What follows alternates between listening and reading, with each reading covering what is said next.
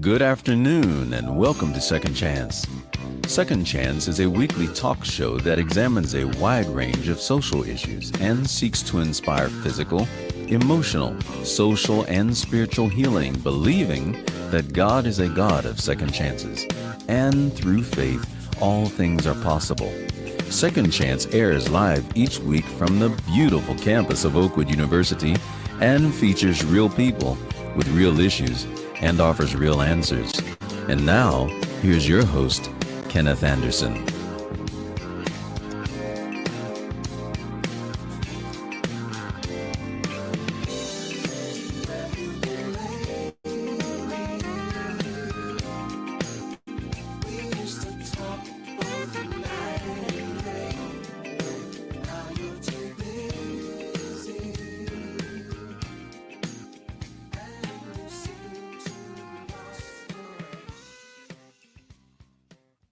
Good afternoon and welcome to the broadcast. Kenny Anderson in the studio. As always, happy, delighted, and honored to share this time with you.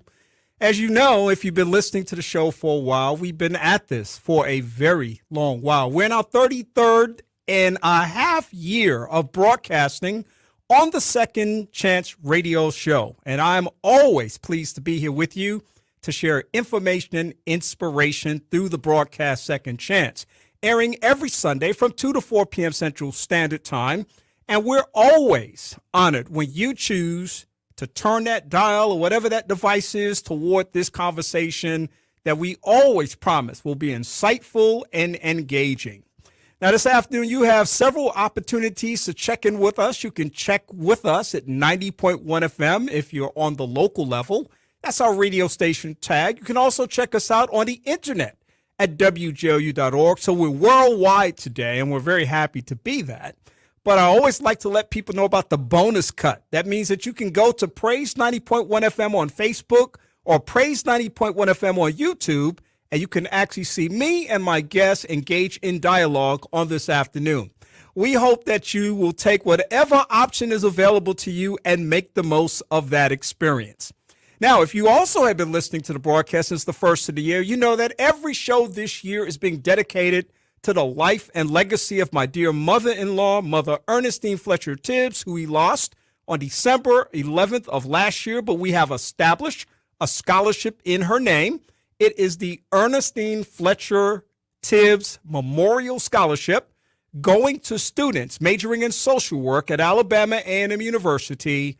And we're so honored to endow that scholarship this year. We're working very hard on bringing in those contributions and donations, and we're looking forward to a big announcement on December 31st to say that that scholarship has been fully funded for endowment, and we want to start sending young people in the social work department at this historical Black college and university to school in the spring of 2025. Listen, folks, I've got a big show today. This is Mother's Day 2023. Happy Mother's Day to all the mothers out there. And I'm just so excited to be able to spend this time with you. You may be near your mother at this time or planning to see her this afternoon. Go give her a big kiss. Put a big hug around her neck. Let her know that you love her. Let her know that you care. And, of course, I want to take this moment to honor and remember the mothers who are no longer with us, including, of course, my mother-in-law, Mother Tibbs, as well as my own personal mother, Mother Annie Anderson. We remember all of them this afternoon, and later in the broadcast, I'll pay tribute to both of those sheroes who stood tall in my life. This afternoon, I start the program off with a very special guest. For me, this is historic because I've never had a chance to have a guest in his position on the broadcast. And we've been rolling for a long time, so I'm just going to go ahead and dive right in and let you know what's happening this afternoon. Governor Phil Murphy took the oath of office for a second term as New Jersey's 56th governor on January 18, 2022. He is the first Democratic governor to serve a second term in 44 years. Governor Murphy currently serves as chair of the National Governors Association and the Democratic Governors Association, the first governor to lead both organizations simultaneously. Now, since taking office in 2018, Governor Murphy has focused on building a stronger, fairer, and more affordable New Jersey. Under his leadership, New Jersey has made strides in growing the state's economy and creating new economic opportunity. while shrinking long-standing inequities, restoring fiscal responsibility to state government while expanding critical investments and delivering real tax fairness and relief, including 14 tax cuts for New Jersey's middle class and seniors. Welcome to the Second Chance broadcast, Governor Phil Murphy. Governor, it is an honor to have you this afternoon. Kenny, thank you so much for having me, and I echo your remembrances for both your mom and your mother-in-law. I'd say the same for my mom and late mother-in-law as well. So we're keeping all our mothers in our prayers today, and it's an honor to be on with you. Absolutely. Listen, there's a backstory in everybody's life. I'm going to tell you my New Jersey backstory. So I grew up in New York City on the Lower East Side of Manhattan. My dad worked in Teterboro for about 32 years. The plant moved to Heightstown somewhere before he retired, and then my parents retired to Woodbury. So I covered the whole of Jersey over the course of my lifetime. What a great state to be the governor of. That is a great story. You went from north to south, and God bless your folks. It's a great state. It is a great state. I'm incredibly proud to be its governor. We're in year 6, and we've made a lot of progress, but we still have a lot of work to do, and we're going to stay at it until we get there. That's awesome. We're going to talk about some of that progress that you've made, but I also want to first, because I would be remiss if I did not do this, I want to acknowledge the great support that Natalie has provided to make this possible for us. And of course, my very good friend and yours, Reverend Derek Green, for making this conversation possible today. So just a big shout out and thanks to them. I know that every time I talk to Reverend Green, he acknowledges the great work that you're doing in the communities. Thank you for that. Natalie is sitting with me. She didn't go to Oakwood, but she wishes she had. So did I. And Derek is among a handful of alums, actually, who worked for me. Derek's been my senior advisor from day one. Brandon Parrish is on our team, Janae Johnson. And as you know, Kenny, the faith community in New Jersey and around the country, frankly, is filled with Oakwood grads, and New Jersey's no exception. So thrilled and proud to be on with you. I want to ask you about that, Governor, because I've always had great respect for those individuals who acknowledge the role of the faith community. And we know that from a historical perspective, the faith community has played such a significant part in so many people's lives. I know this was one of the core elements of your first campaign for governor, and it's something that you have stuck with along the way. Talk to me a little bit about what you see as the value of that and how you have leveraged those relationships in order to touch the people and meet needs. Yeah, it's a great question. And we've taken faith leaders seriously from literally day one, and we continue to. I was trading messages with Pastor John Taylor this morning, who's the chief chaplain for our state police. You mentioned Reverend Derek Green, who's one of my closest friends, never mind being one of my most senior advisors. Derek and I have been in a lot of churches together. I've been in a lot of mosques celebrating Eid last week, temples, you name it. But I think, and it's funny, I chair, as you mentioned, the National Governors Association, and we recently had a conference in Detroit, Michigan. And the discussion was around mental health and strengthening the mental health of our youth. And the observation from an expert was made that back in the old days, the family unit, and if you look around the world, there are still good examples of this in countries in Africa, in South America, elsewhere, where the family unit continues to be the principal sort of nexus in a child's life. And that in America and in advanced Western societies, in many respects, whether it's due to social media or whatever the reason, the family unit has been diluted. And one of the observations we discussed is how the faith leader can play the role in a young person's life that may be sort of supplementing what that family unit might have looked like 30, 40, 50 years ago. So whether it's political, whether it's policy, whether it's just changing people's lives, I think faith leaders are indispensable. Yeah, I couldn't agree with you more. And I know we often talk about our journey in life and how there were significant people who touched our lives and influenced our lives. And I'm very happy and honored to say that it was those faith leaders, it was those clergy members, not just from my own personal identity and denomination, but people in the community who cared about the community, who cared about the people in the community, and always sought to make possible those things that were perhaps in some people's minds not possible. So that Amen. continues to be such a powerful way to connect with the community. Amen to that. Governor, I want to ask you about something that is, of course, a topic today, and that's the culture wars, as you might talk about it in our society today. I live in a state where some of that conversation and that narrative is moving in a direction that creates a lot of concern for me. House Bill 7 threatens to eliminate some teaching that takes place in public institutions. We've seen the same thing happen in Florida, Texas, et cetera, et cetera. One of the things that I'm impressed to see that you did in response to states banning AP African American Study class in high schools, Governor, you expanded it. And I just wanted to ask you, how have you navigated this very challenging discussion and conversation that really is a part of our national dialogue right now? Amen, Kenny.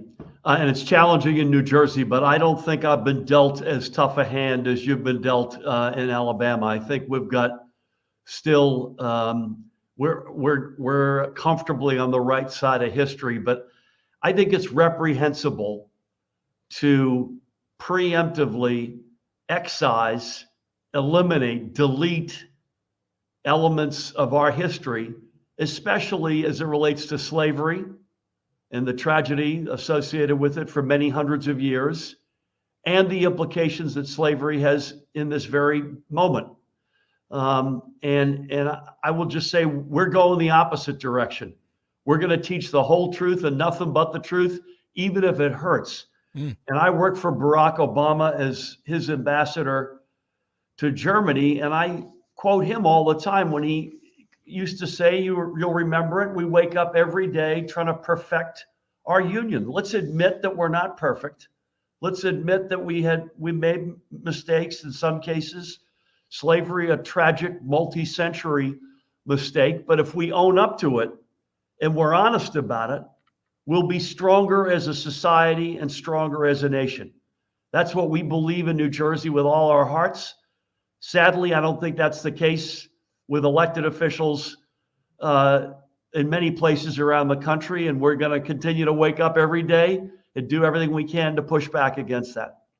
You know, Governor, representation matters, and where people live in experiences that are diverse, they come from different backgrounds, they certainly lend to the expression of life and our common humanity, a very, very powerful narrative that can actually help us.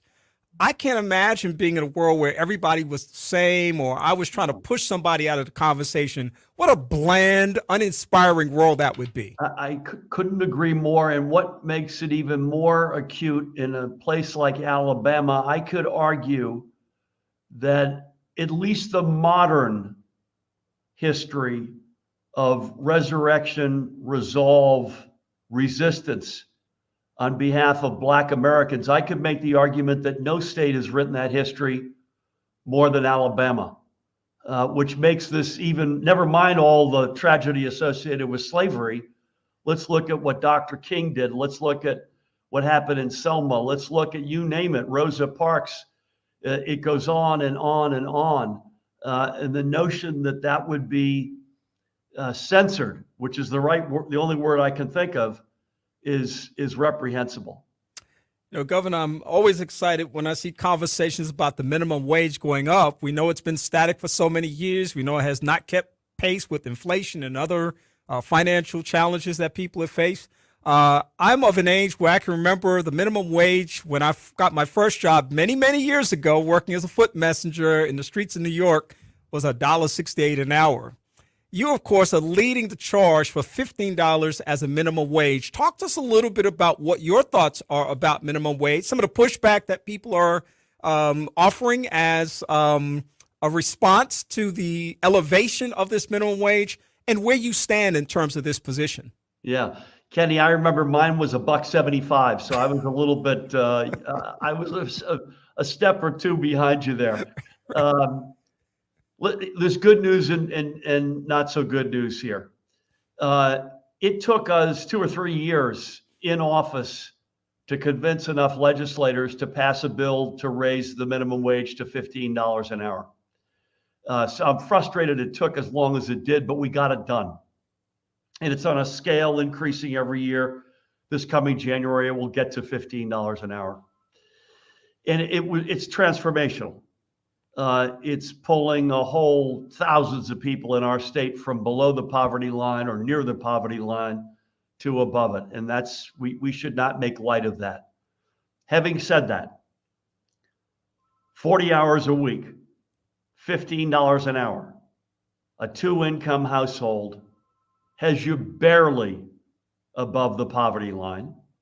You add to that the pandemic and all the implications from that.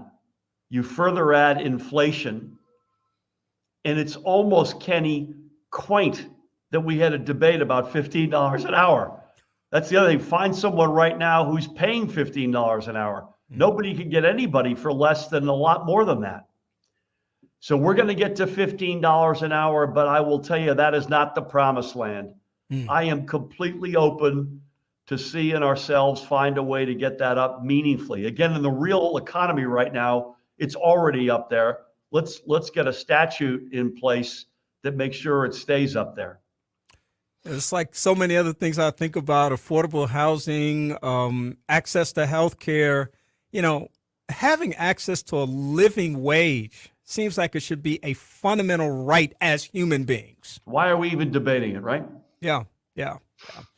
Well, I want to ask you about this because this is a conversation I have quite often, and it relates to prison reform. It's a rolling dialogue, and of course, people land in different places. Sometimes people land on the notion of building more prisons. Sometimes people land on the notion of whether prison is corrective or punitive. And people challenge the issue of educating prisoners. I'd like to think that most people who are going into prison are going to come out one day. So what are we turning into our society as a result of their incarceration? And of course, Governor, you have led one of the most progressive expungement movements in this nation regarding prison reform. Talk to me a little bit about that and why that is significant for you. Yeah, it's incredibly significant, and I'm glad you brought it up. So a number of things here, and I could talk about this one for hours, and I won't, I promise you. First of all, our prison population is down meaningfully in New Jersey over the past couple of decades, and it's down for the right reasons. We're I think, including in fairness, long before I got here. So we've furthered progress. But I think we're very sensible about who needs to be incarcerated and who doesn't. That's number one. And so our population is down meaningfully. Secondly, we're obsessed with someone getting a second chance. Everybody makes mistakes. The only question is the degree to which we make mistakes. Was it enough to get you incarcerated or not? Or if it was, how long, etc. We want to make sure folks have absolutely a second shot. So that gets to who we hire, how we train folks. It gets to expungements. It gets to the fact that I'm proud to say, if you're on probation or parole, you can vote again in New Jersey. And so you can have your place at the civics table. My wife is sponsoring something which she just went to the training session of last week, which I think is a home run. Well, and she got some private money to come in and help us fund it. And that is late stage incarcerated individuals getting trained to work in the green economy while they're still incarcerated. So that literally, and I mean this literally, the day that they get out, they have the skills to get a job literally immediately in the green economy, which for us is a huge area of growth. So we do all sorts of things. And by the way, the story's not always a great story. We've got a women's prison, for instance, in our state that is an awful place with an awful history, which I'm finally the governor that has said enough already. We're going to tear it down and build a new institution that is humane, secure for sure, but does right by the women who are incarcerated. So we're a work in progress like everything else. We never pat ourselves on the back, but we are literally obsessed with second chances and making sure folks are trained up and have the helping hand and resources they need to succeed in life's second chapters. You know, your point about expungement and how we look at it as a society, I think is so important because I look at stories like the young man a few weeks ago who was mentally ill, spent 20 days in solitary confinement, died in that experience. We see other stories from time to time about people who are incarcerated for low-level offenses who end up dying while they're incarcerated. And our society, if it's going to promote itself as a humane society, has to take a hard look at how we look at our prison population, not just the numbers, but how are we dealing with them when they're in those situations? You betcha. Kenny, one thing I didn't mention that I should mention. We have what other states, I think, would independently assess as the gold standard of bail reform. We did it right as a state. And by the way, it was done before I got here. I give credit to Governor Chris Christie, who pushed this through. A lot of states are having trouble with bail reform in terms of where, getting it just right, the balance. I think we've got it as right as any American state, and that's made a big difference. In other words, just because you can't afford bail doesn't mean that you should not have access to it. Yeah, absolutely. Governor, you referenced something a few moments ago that I want to kind of come back to because I think it's so important. We've seen attacks on democracy over the last few years, attempts to undermine access to voting, the suppressive efforts that have gone on around our nation in a variety of ways. Call it what you want, is what it is. I want to ask you this, because you expanded access to voting by implementing automatic voter registration and online voter registration, enacting in-person early voting, and restoring the rights to over 80,000 residents on probation or parole. Again, you're moving in a different direction. That's contrary to the direction a lot of states seem to be moving in. Again, how do you defend that position, and how do you explain to people the value of that? That's, again, a great question. And the value, by the way, like so much of what we're talking about, Kenny, is most felt in communities of color, period. So let's just say that whether it's bail reform, whether it's voting rights, whether it's incarceration, minimum wage, up and down all the issues that you and I are talking about. I just think it's American. It's an American value to say our democracy is transparent and it's wide open for everybody to partake in. I just think that's who we are as a nation.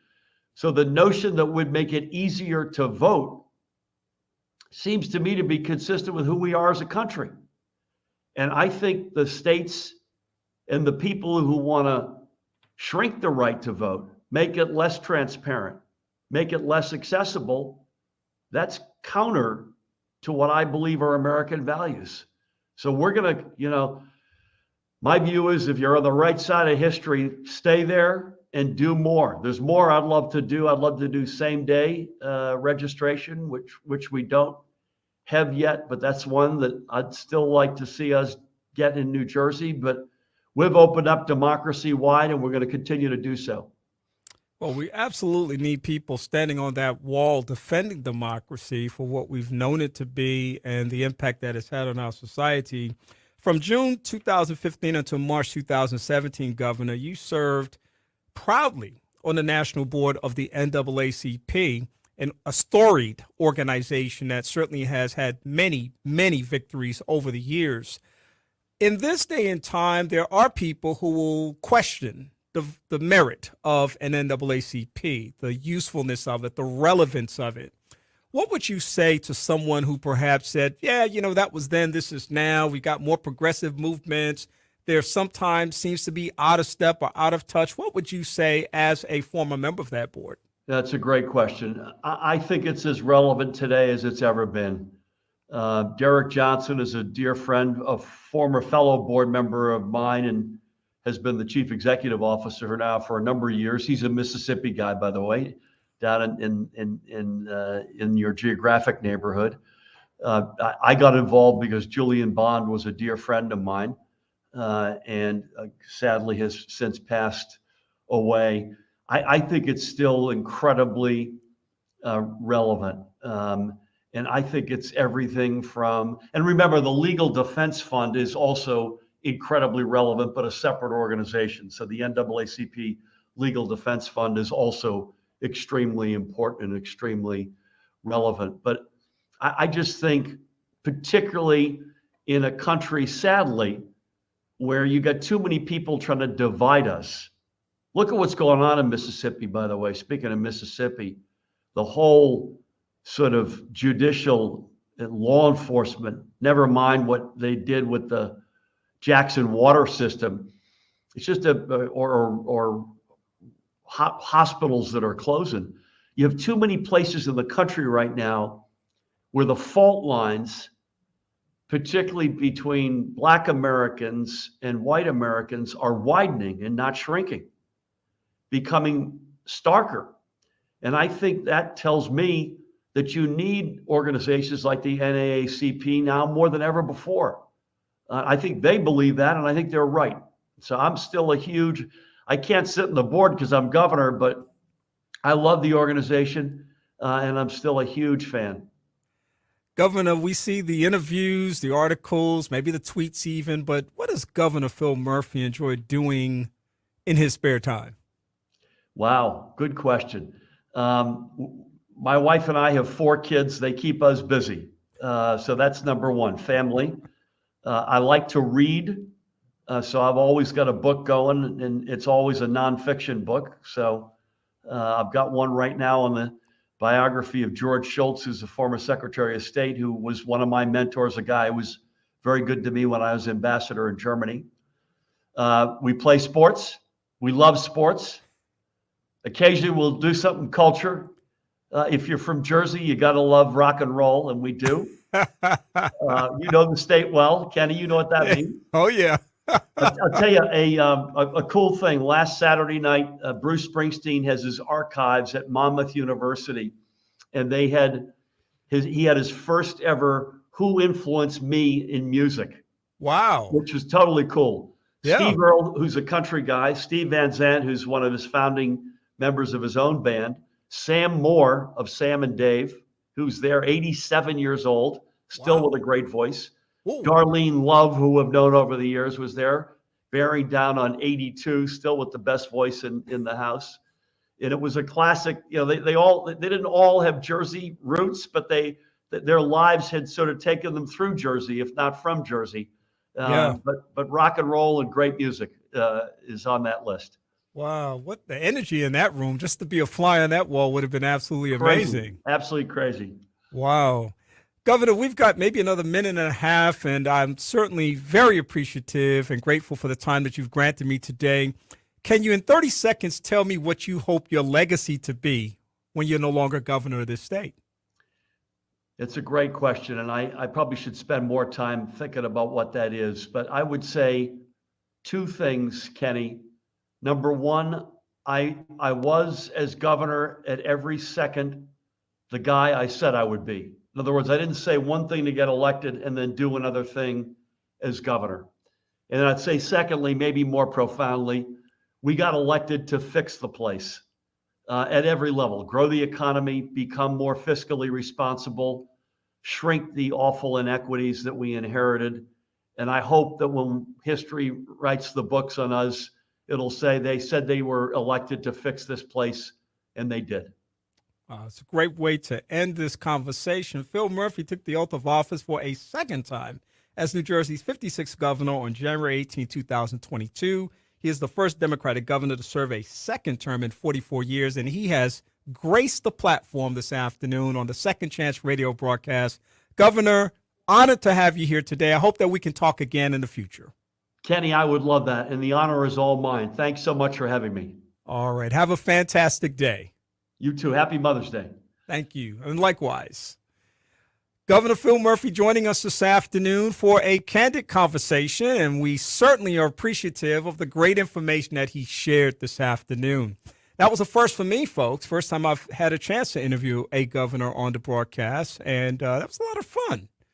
A lot of fun learning about the work that he is invested in and the milestones that he's achieved in the past 6 years as governor of the great state of New Jersey.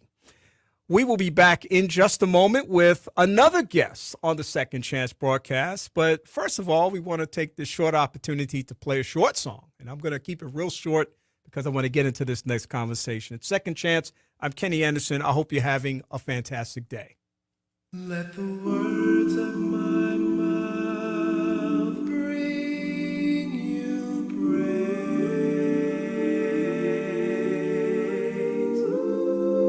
Let the words that I speak be seasoned with your love and grace. May the things, oh Lord, that I choose to say glory, not shame, to your name each day. Let the words of my mouth bring you praise.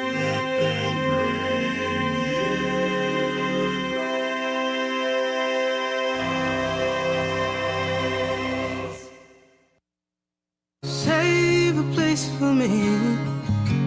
Save a space for me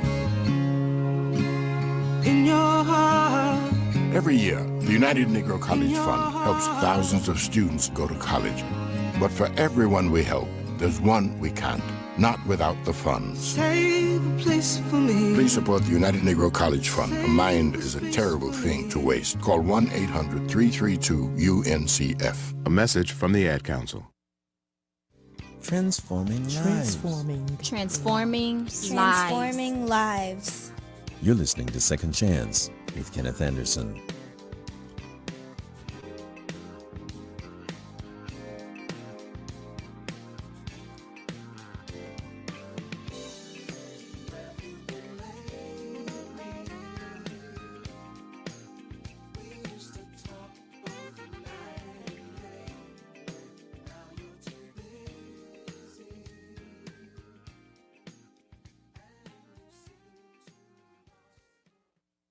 Welcome back to the broadcast. I'm Kenny Anderson, and it is Mother's Day 2023. Happy Mother's Day to all you mothers out there. It is such a privilege and honor to be here with you this afternoon to celebrate this very special day. And of course, I'm just going to say the beat goes on because my next guest is one of my absolute favorite guests. You know, I kind of dance around that a little bit because I want to be sensitive and caring about all those other guests that I talk to who may think they're my favorite guest. Appreccia Faulkner joins us this afternoon. She's a resident of the great city of Chicago, graduated from Kennedy King College with her associates and later attended George Washington University and Chicago State University to study political science and international affairs. She's the founder of Global Strategists Association, which is based in Chicago, an organization dedicated to increasing understanding and participation in global affairs, expanding leadership potential and political engagement among African Americans. She is a stellar person, always involved in doing something, and I'm so happy to have her on the show this afternoon. Appreccia, welcome back to the Second Chance radio broadcast. Oh, thank you so much for that beautiful introduction. And you are absolutely my favorite. Absolutely. The feeling is mutual. It's always a joy to join you and your listeners and engage in such robust conversation and dialogue. Yes, indeed. And I look forward to it every time. And, you know, life just happens. So we always have this opportunity to talk about life and how it happens. and all of these interesting things that are going on. You were just with us a few weeks ago, and we were talking about the mayor-elect, Brandon Johnson, and some other things. We want to talk about a few more things today because, as I always say, it's not like there is nothing going on in the world right now. So this is just a good chance to talk to you about these things. I first of all want to acknowledge, which I don't think I did before, that the Democratic National Convention is going to be in Chicago. Yay! That's a pretty big deal, isn't it? It is a huge deal. It has been quite a while. If I believe it's been almost 30 years, if not more than 30 years, since the DNC has been here with the convention. And I'm just really, truly happy for small businesses, because as we talked about in our last conversation, a lot of businesses have not been able to recover. And so getting all of these people coming in, galvanizing the economy here is really huge for small businesses, medium-sized businesses. And I'm excited because I haven't seen it. I'm a millennial, so I haven't seen it in my, since I've been an adult. So I'm excited about that. Yeah. And, conventions of that type bring all kinds of energy, and I would imagine that this is going to be one for the ages. I mean, I can't possibly see a scenario where this is going to be kind of a sedate, business as usual kind of experience, whatever comes from this process. So we'll just have to keep our eyes and ears open. Well, it will definitely be super engaging on all fronts. I can see all of the protests that will happen, and we have social media to keep us up to date, which is part of democracy, right? Which is people saying we need more. This is the opportune time. These are your elected officials. This is the particular organization, the Democratic base that you said, hey, I'm a part of, and this is your time to make your voice heard. So I'm excited about that part too. This is what democracy is. Yeah, absolutely. Well, the dates are August 19th through the 22nd, 2024. Still well over a year away, but coming up. And, the planners are probably feeling like it's next week because when you're doing these big kinds of things, one can only imagine. And we watch it on TV, or if you're in a particular community that has the convention, you may see the crowds and stuff. But what a huge operation to support this particular kind of thing. You got to have the infrastructure. You got to have a community that provides, the hotels and the restaurants and the transportation and all of these different kinds of things. So it's going to be fascinating to see it executed. It definitely is going to be fascinating. And I'm looking forward to Chicagoans doing what they do, which is making this city shine bright.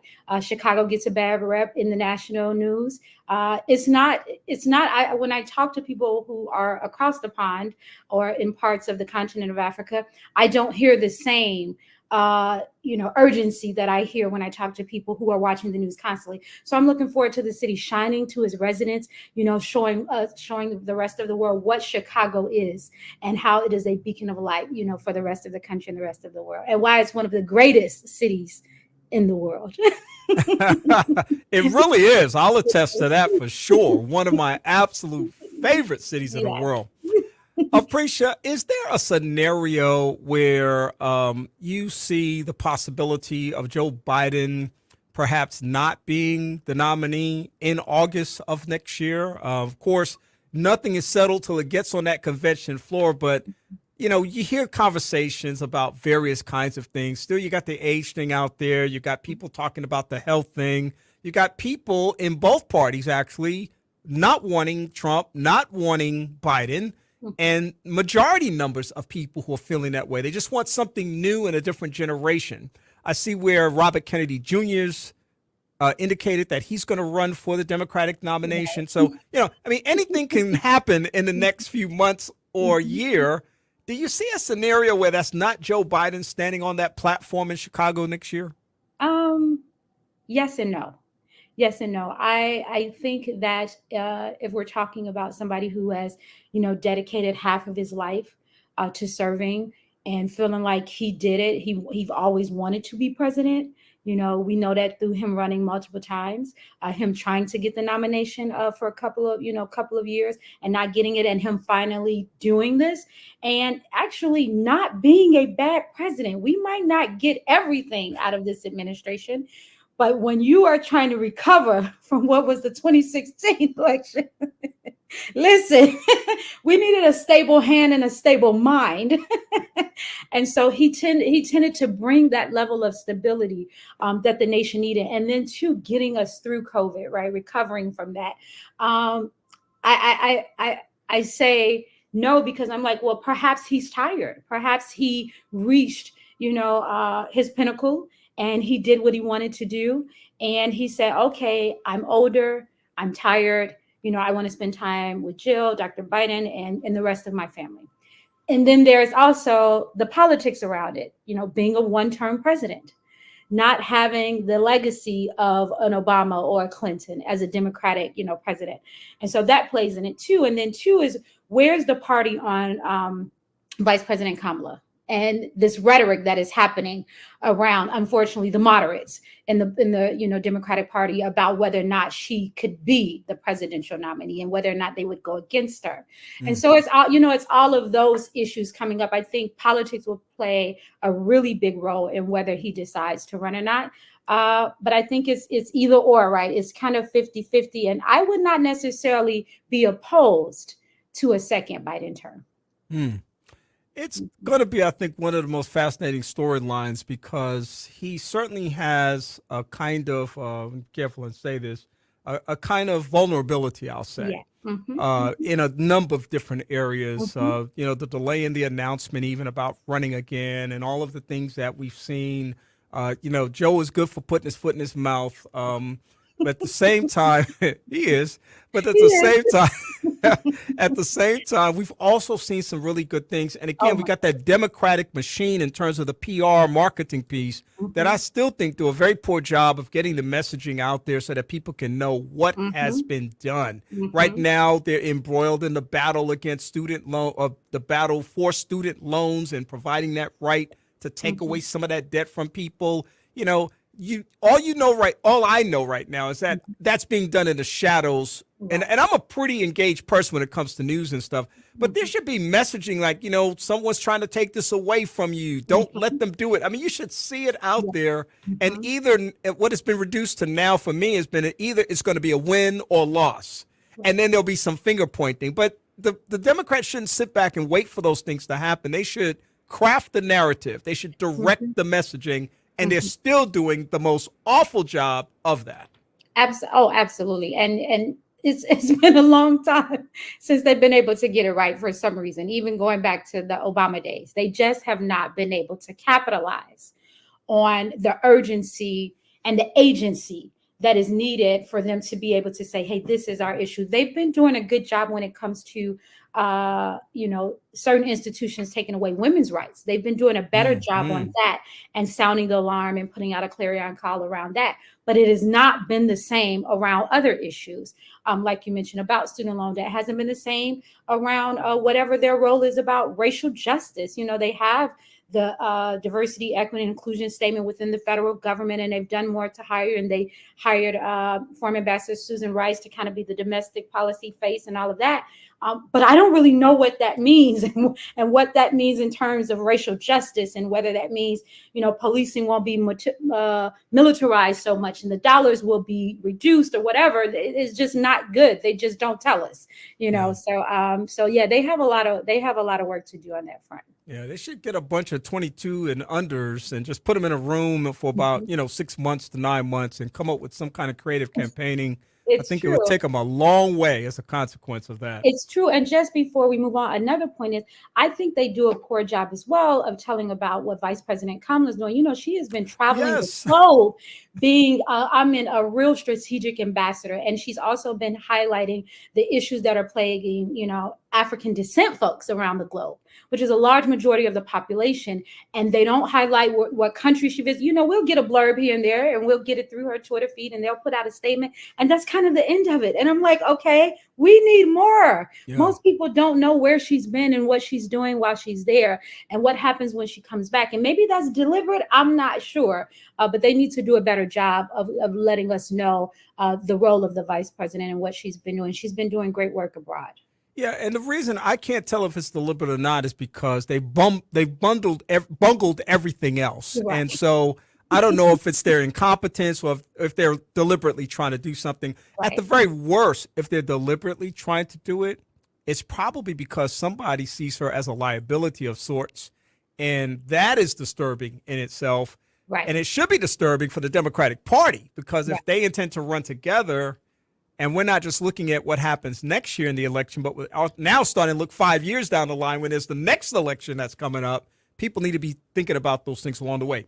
Mifeprestone and the abortion debate seems like it's lining up to be a pretty interesting part of this presidential race. Mm-hmm. And of course, the Supreme Court recently ruled on a stay as it relates to suspending the access to this medication. We saw many people's voices elevated in terms of demanding that the Supreme Court stay this decision that was made that would deny women access to this pill. Yeah. Do you see this conversation, which was, I thought, it wasn't completely muted in the midterms, but it was muted more than I thought it would be. I thought it would be one of the loudest things that were happening. I don't know, news runs in cycles, so the cycle wasn't quite on. But do you see this as possibly being one of the key and core elements of the 2024 presidential campaign? I do. So, the midterms, of course, it localized it. So it was harder to see what was happening in every part of the country. In Chicago and Illinois, it was a big issue. It was on par with public safety, which had become a dog whistle for many people. And right behind that was abortion. And people leading in, when you would see commercials, the first thing that they would say was, I am pro-choice, or I am pro-life. Like, it was a huge issue. And people were, when you would go down the number of issues regionally with different organizations to see what was an issue for women, it was like one of our top 5 issues. And so I think it's, midterms is hard to see and it's hard to say, but I see it as still being very much an issue. When I talk to people, I hear them saying, it's an issue because people are crossing the borders to get into more friendlier states. And Illinois is seeing a rise of people coming here to get healthcare. And our governor has said we're an open state, that you can come here and you can get, the medical attention that you need if you are a woman and you are in need. And so, so it's an issue here. I don't know what's happening across the country, but I see it still being an issue, at least one of the top 5 issues for the election. Yeah, well, you said top 5, so you open up that door. What other top issues do you see spilling into this campaign? Definitely public safety. Oh my God, it is a word that I think Chicagoans are like, just like, can you just bury it under the ground already? It is the fact that there is a narrative, and has been a narrative. This is beyond Chicago. This is a national issue that for so long, if we were being very truthful and honest, has been what some people would identify as a Black issue. This is not, and I tell people all the time, this is not a Black issue. This is not an urban issue. This is not a hood issue. This is, the entire world is grappling with violence, and guns just happen to be right there and readily available for a lot of people, right? And so that public safety, which is a real issue, but we have to be able to expand it beyond policing, which has been essentially 100% of the conversation, that we need more police. It's not more police. What we need is a top, to get top-down approach out of the way and bottom up, where community can be able to be more involved. In Chicago, we just elected what has been the first time ever, what we call district councils, where these people have been elected in their communities to go and represent, police meetings and things like that, to determine what they need in that particular community. And it's all across the city. So the community that they live in, somebody will have a voice to say, hey, in Bronzeville or in Roseland or et cetera, this is what my community is happening. And that's important, because for so long it was the mayor or whatever elected official said, this is what, the community needs. And then you send 500 police officers and none of them have any type of community training or understanding, or they have so much bias that they're ineffective, right? And they're terrorizing the citizens they're there to serve and protect. And so that public safety, hopefully we try to untangle it and detangle it and whatever else we need to do to open it up to a much more methodical conversation around safety, community policing, and how we can work together. So one of the big stories over the past couple of weeks is the ousting of Tucker Carlson. people want to say the parting of ways, and however you want to define it, you go ahead and define it. But the parting of ways, that's a softer, gentler way of saying you had to go. Right. Tucker Carlson parted ways with Fox. Don Lemon parted ways with CNN.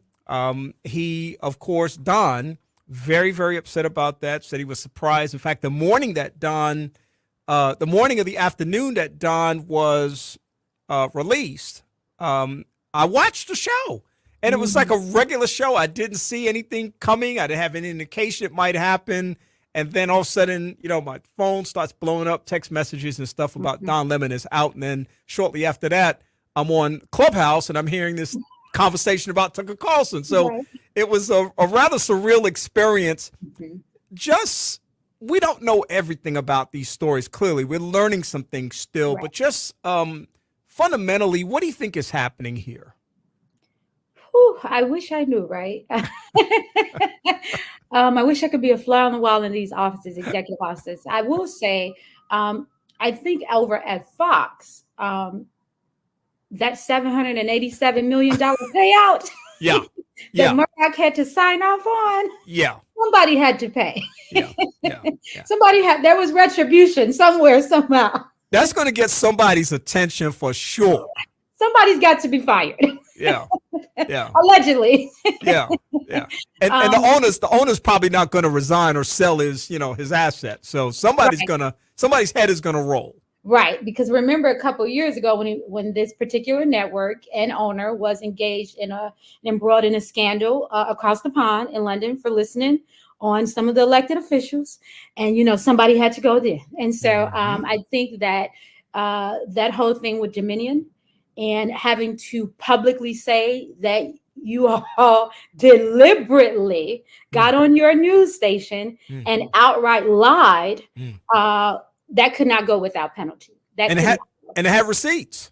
And they have receipts that somebody had to pay up. And the loudest voice and the most controversial voice was going to be him, who, interestingly enough, took the place of another loud person that was embroiled in a scandal a couple years ago, Bill O'Reilly, right?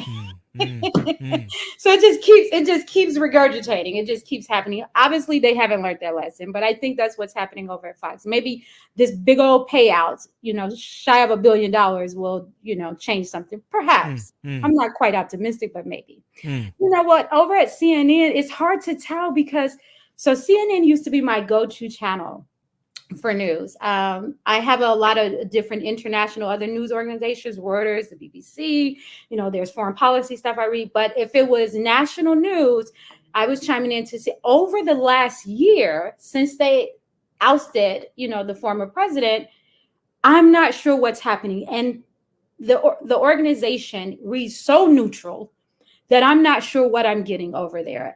You know what you're getting at Fox. You know what you're getting at MSNBC.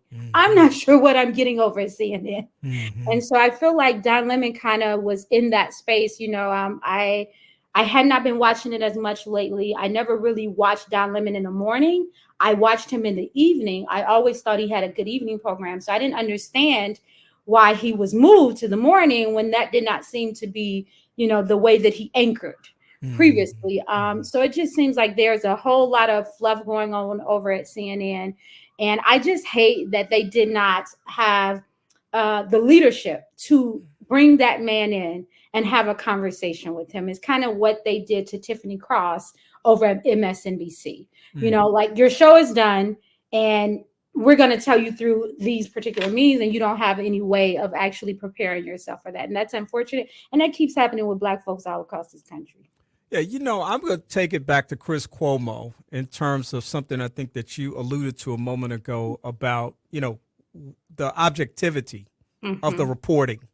When Chris Cuomo was reporting, more and more Chris became, I would call it, he was expressive, but he was also, I think, a little bit over the top. And then the over the top became more consistent. It was like, just say whatever you want to say, however you want to say it, with whatever intensity. One time it was almost like he almost said a little profanity. Then he started using profanity every now and then, look, a little carefully placed word every now and then to kind of make the point. Don Lemon did the same thing because they had the bromance going on over there. Right. But, you know, I really started getting turned off of CNN with Chris Cuomo. I mean, literally began getting turned off because and here's the question.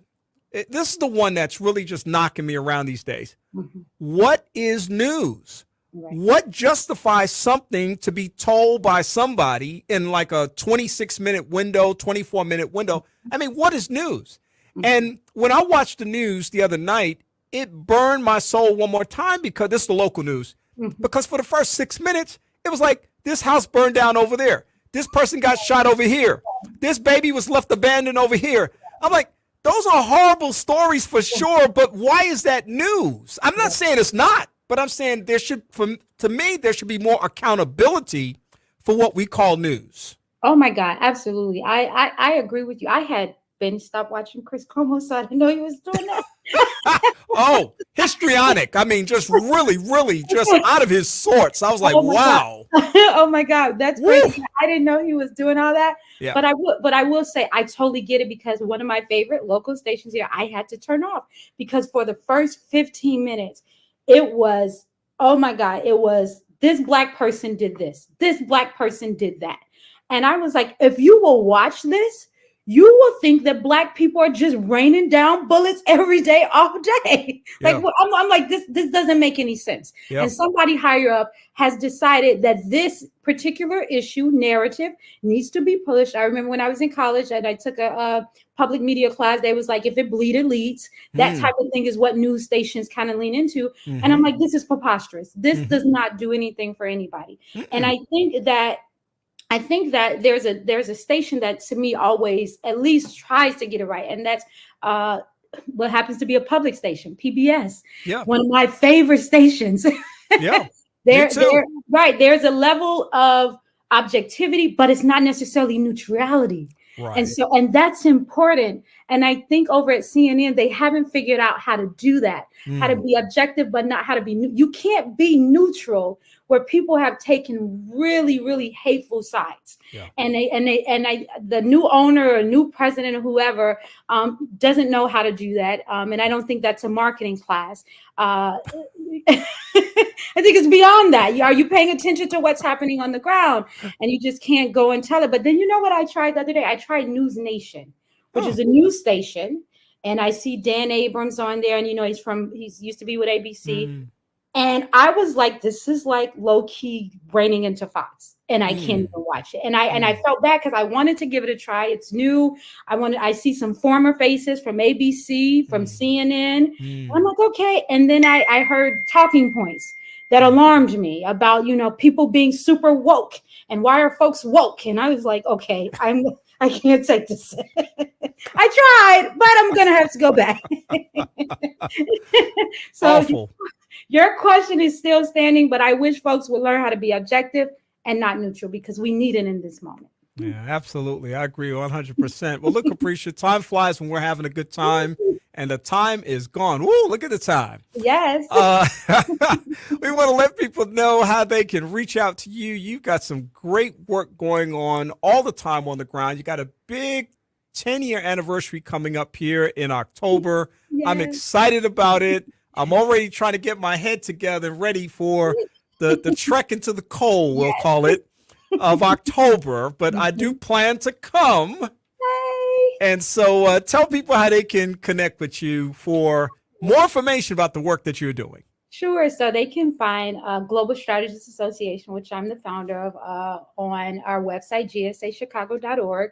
We're also on all the social medias, LinkedIn, Twitter. They can find me personally at ADFaulkner1 on Twitter and every other social media site. And I'm excited because we'll be 10 years in October. And Kenny, you'll be happy to know the last couple of Octobers have been 60s and 70s in Chicago. Unfortunately, though, because we know why. Right. But we're going to take it. Oh, yeah. We're definitely going to take it. So is it Midway or O'Hare? Which one would I fly into? You could fly into Midway. Midway, okay. Midway, because it's closer to the South Side, which is my home, which is the best side. South Side. South Side, gave everybody the first Black president. So Midway is always a good ride. All right. Well, we'll talk more. We got a little time. Yes. We'll talk more about that. But listen, happy Mother's Day to you. Happy you. Mother's Day to your mom. And we just love Appreccia. We love her mom, Diane Latiker. And we give them a big second chance Mother's Day greeting as we close this segment today.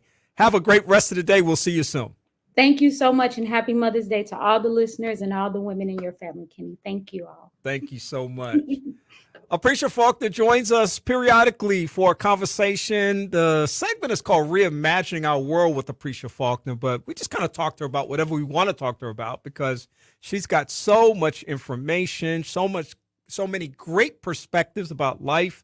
And we'd like to just engage her on this platform with conversations like that. What a show today, folks. First of all, the governor of New Jersey, Phil Murphy, joined us. Now, Appreccia has joined us.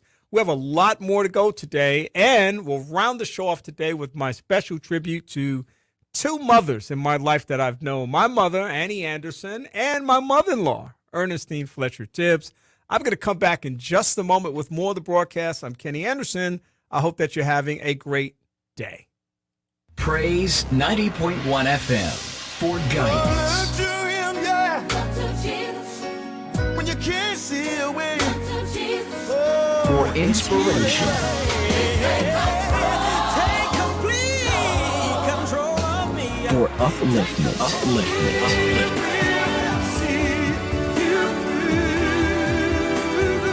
Giving you continuous reasons to praise.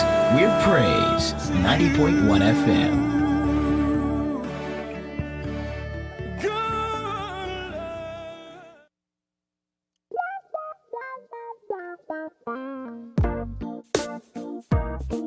Ooh, yeah.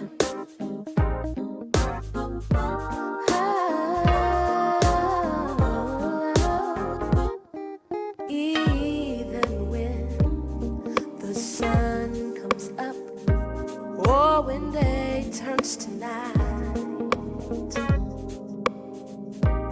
when the raindrops fall out, everything's gonna be alright. Though life is crazy, or as good as it can be. In the midst of adversity, God's been good to me. God is He, oh surely good to so good to me. Come unto me, you heavy laden, and I will give you rest.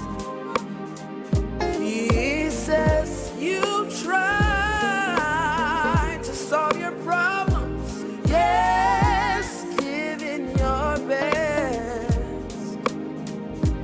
But my child, you must realize where your strength lies. It's not in you. Thank you for your love. God, you're so good to me.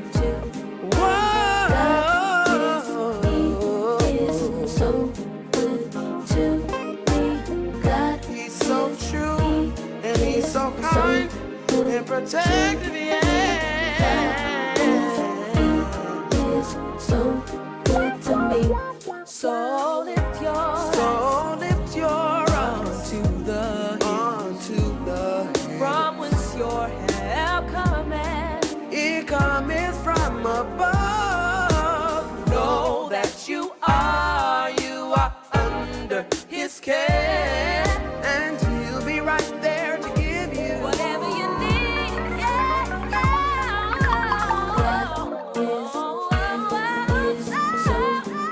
He is so good to me.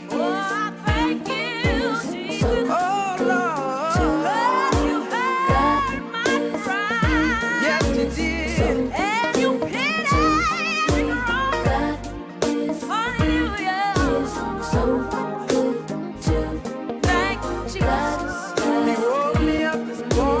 and started me on my way. Oh, thank you, Jesus. And let me see the sun shine. Good to me. Good to me. God is good. God is good. So good to me. In the midnight hour when I need some power, I get down on my knees and pray. And when the Lord is done fixing my situation, everything is okay. So I'm standing right here to encourage you. Yes, I am. 'Cause there ain't no limit to what the Lord can do. No.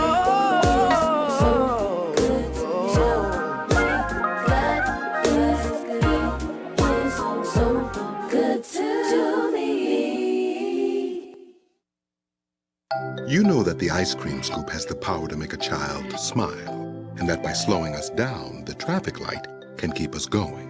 You know that the golf tee brings friends together, that the mailbox keeps them connected. You know that the cataract laser helps you look to the future, while the pacemaker ensures that there's a future to be seen.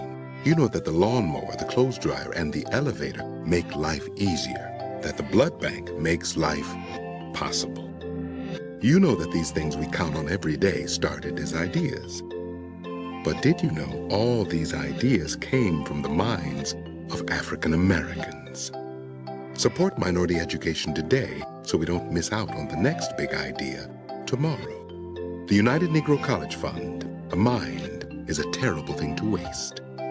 Please visit uncf.org or call 1-800-332-UNCF.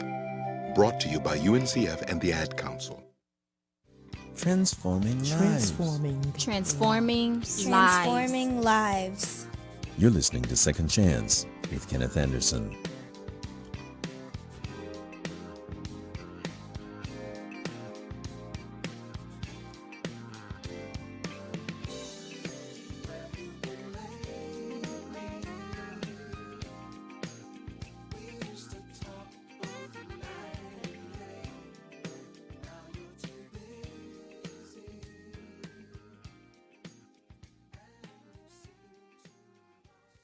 Welcome back to the broadcast. I want to say thank you once again to Appreccia Faulkner, the founder of Global Strategists Association, based in Chicago, doing great work on the ground here in the United States, but internationally, she has a reach that is making a profound difference in the lives of young people and more, and we are always honored to have her in the space of Second Chance radio broadcasts.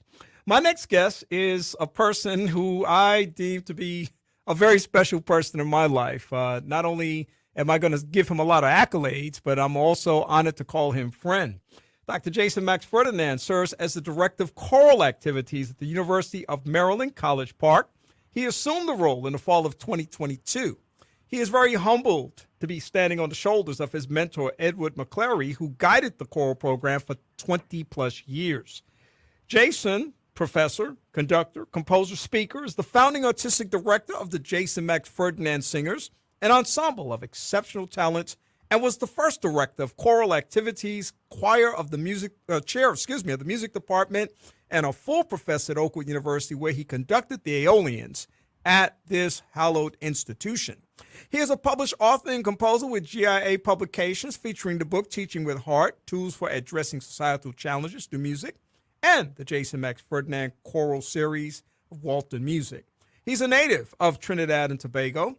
He is, of course, a person who has been at this stuff a long time, receiving his Bachelor's of Art in Piano Performance from Oakwood, now Oakwood University, his Master's of Art in Choral Conducting from Morgan State University, and his Doctor of Musical Arts in Choral Conducting from the University of Maryland.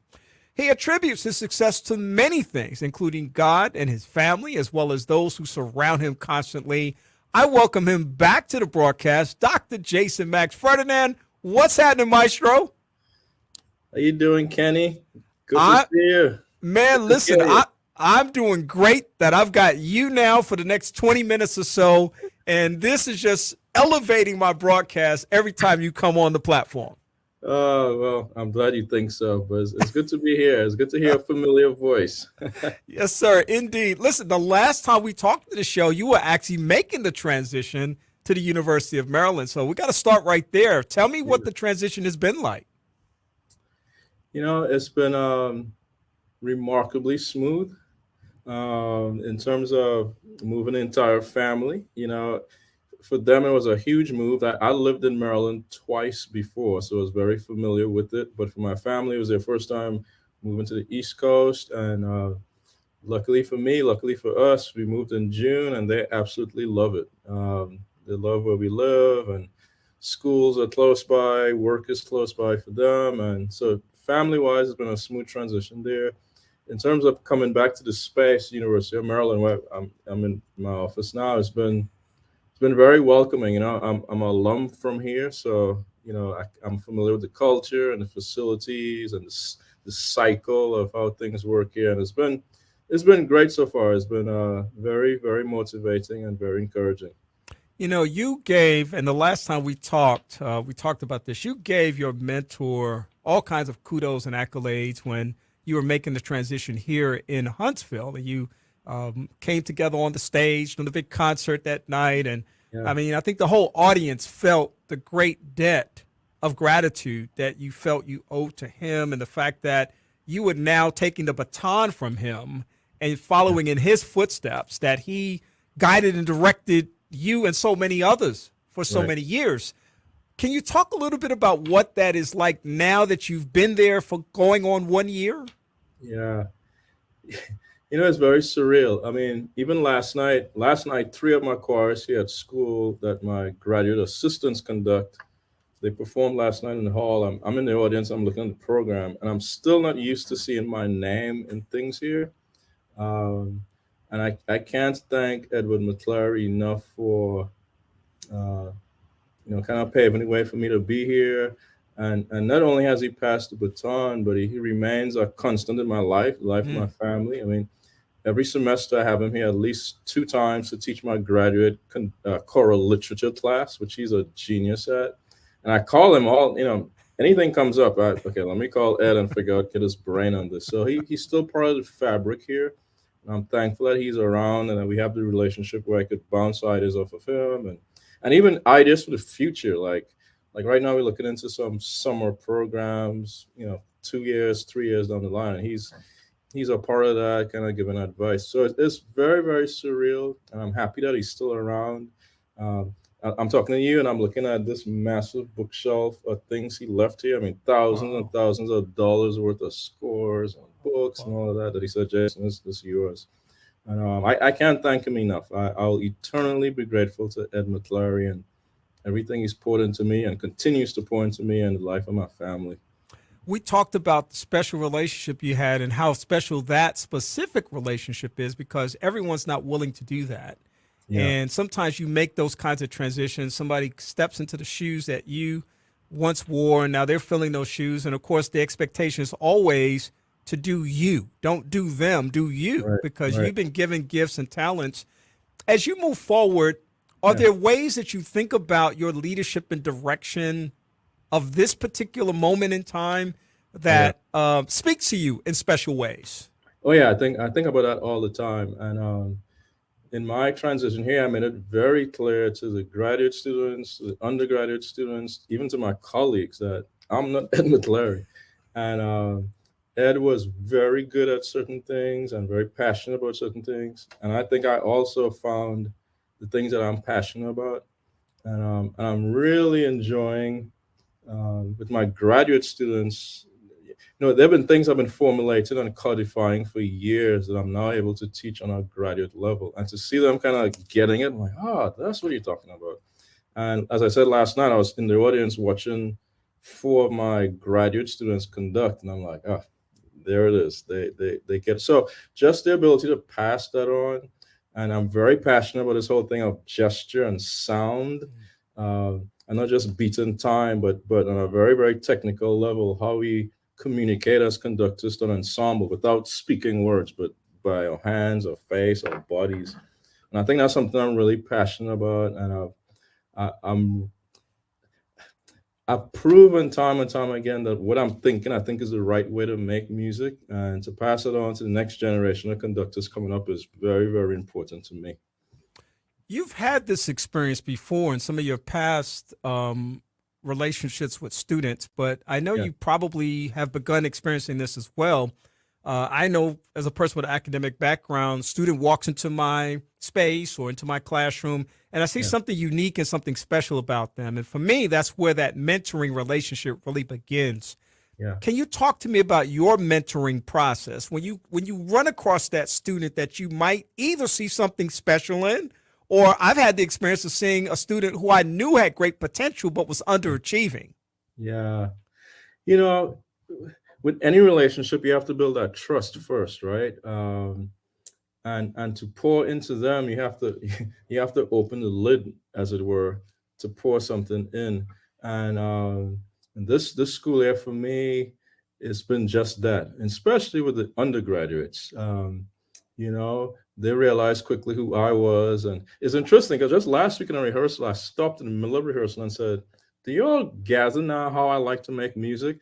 And the answers coming back were very interesting. And for months, I was thinking they weren't kind of getting it, but now I realize, oh wait, they do understand what I'm asking for here. So I have to spend time and cultivate the relationships, and make them understand that you could trust me, you could trust me musically, and let's have fun together. And so they walk in the door. My graduate students walk in the door. Same thing, different level of trust. And graduate students are different, right? Because they have experience, they're older, they have formulated thoughts, and they have to meet with my formulated thoughts. And we've had a great time in our lab, as it were, coming up with ideas and philosophies, and trying to make our University of Maryland stamp on the choral world. So I think it's just cultivating, building that trust, and making them feel like I'm in this with them. I treat my graduate students here pretty much as colleagues. They have a key to my office. They can come and get books, and I treat them like colleagues. And I think they really do appreciate that, because it's not about me. I'm here just trying to create an environment for them to then go out and do what I'm doing. So I'm a Saturday Night Live fan, and I've been known to watch Saturday Night Live on a number of occasions. But there's one particular night back in February of this year, Saturday Night Live came on, and unfortunately, I wasn't sitting in front of the TV because I probably would have fell out. But I had heard that Coldplay was going to be the musical guest that night, and then all of a sudden, social media blows up that the Jason Max Ferdinand singers are backing up Coldplay. I said, what? On Saturday Night Live? You got to give me the backstory in that if possible. Well, what's the backstory? Well, first of all, people need to realize that years and years ago, before Jacob Collier became famous, Jacob and I met on a tour when the Aeolians went to London. I think this was in 2013, I want to say. Again, before he was famous, and we became friends then. We call each other brothers. And Jacob gave me a call maybe 3 weeks before that viewing and said, "Jason, I got something crazy to share with you." I'm like, "What?" He says, "Listen, Chris from Coldplay wants to call you." Now, take a pause right there. There's a recording that Jacob, myself, the Aeolians, and Take Six, and some other people did some years ago that Jacob played for Coldplay maybe 3 years ago. And one song in particular, Coldplay just thinks is the best thing. Chris from Coldplay thinks is the best thing he's ever heard. So he's known about my work, and he's kind of been following me ever since. So Coldplay gets the Saturday Night Live gig.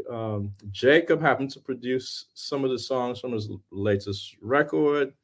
And Chris says, "Jacob, I need a chord. Like, call Jason and let's work this out." So it was really surreal when I get a call on my phone from Chris Martin from Coldplay. And he says, "Hey, did Jacob invite you?" I was like, "Yeah, I guess he did." He says, "Okay, we need 24 singers. Can you do it?" I'm like, "Sure." Literally, that's how it happened. And, the way Jacob works, and Jacob is so busy, we got scores the day before. I had to have all this stuff memorized. But it was so much fun. A lot of work, but so much fun. And that experience is just mind-blowing to see how Saturday Night Live, the show, comes together. It's like organized chaos back there. Sets moving around and people hitting one another. It's crazy, but it was so much fun. And Chris Martin and Coldplay was absolutely thrilling to work with them, and to see an artist of that caliber and how we put together that show, because he literally took over the show in terms of what camera shots he wanted to see and choreography. I mean, he was like invested. He didn't just show up and say, okay, let me just sing it. I mean, he was in it, and we had a great time, and that was so much fun. So much fun.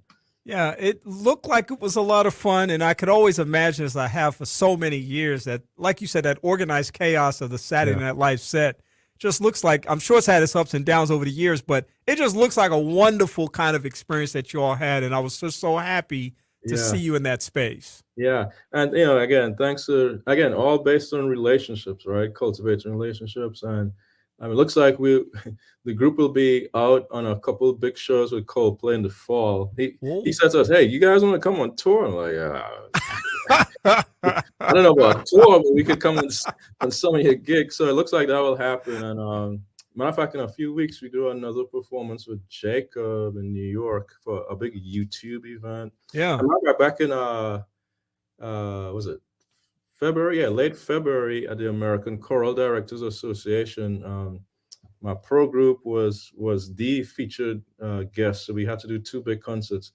And Jacob actually showed up for the second gig, which was a surprise to everybody because we didn't tell anyone, and he just walked out. It was crazy. And you may have seen that, like he turned the audience into a choir and all that whole thing. And we were happy to have his mother was concert master in the orchestra and all of that. So we had a total blast. So again, just cultivating these relationships and, just making music together to make the world a better place. Yeah, I appreciate you sharing the relational element of the relationship that you have with Jacob. I first actually learned about him through Claude McKnight of Take Six. Right. They've got a great relationship, but musically, this guy is an incredible talent. Can you talk a little bit about that? That's putting it very loosely. I don't use that word genius and stuff very, very loosely. But every time I'm in the presence of Jacob, he's not from Earth. He's from someplace else. Seriously, and the way his mind works, that's absolutely amazing to watch in the moment. And like I said, we got to meet his mom back in February, and you kind of see where that apple fell from, because she is off the charts as well. So, but I guess what I love the most about Jacob, he's very, very humble, very, very normal in every sense of the word. But to see him work and put stuff together is just absolutely amazing. And I don't say that lightly, Yeah, well, I wouldn't imagine you would. So that is just a huge compliment to who he is. If you've not had a chance to hear Jacob Collier, I would absolutely recommend that you check him out right now.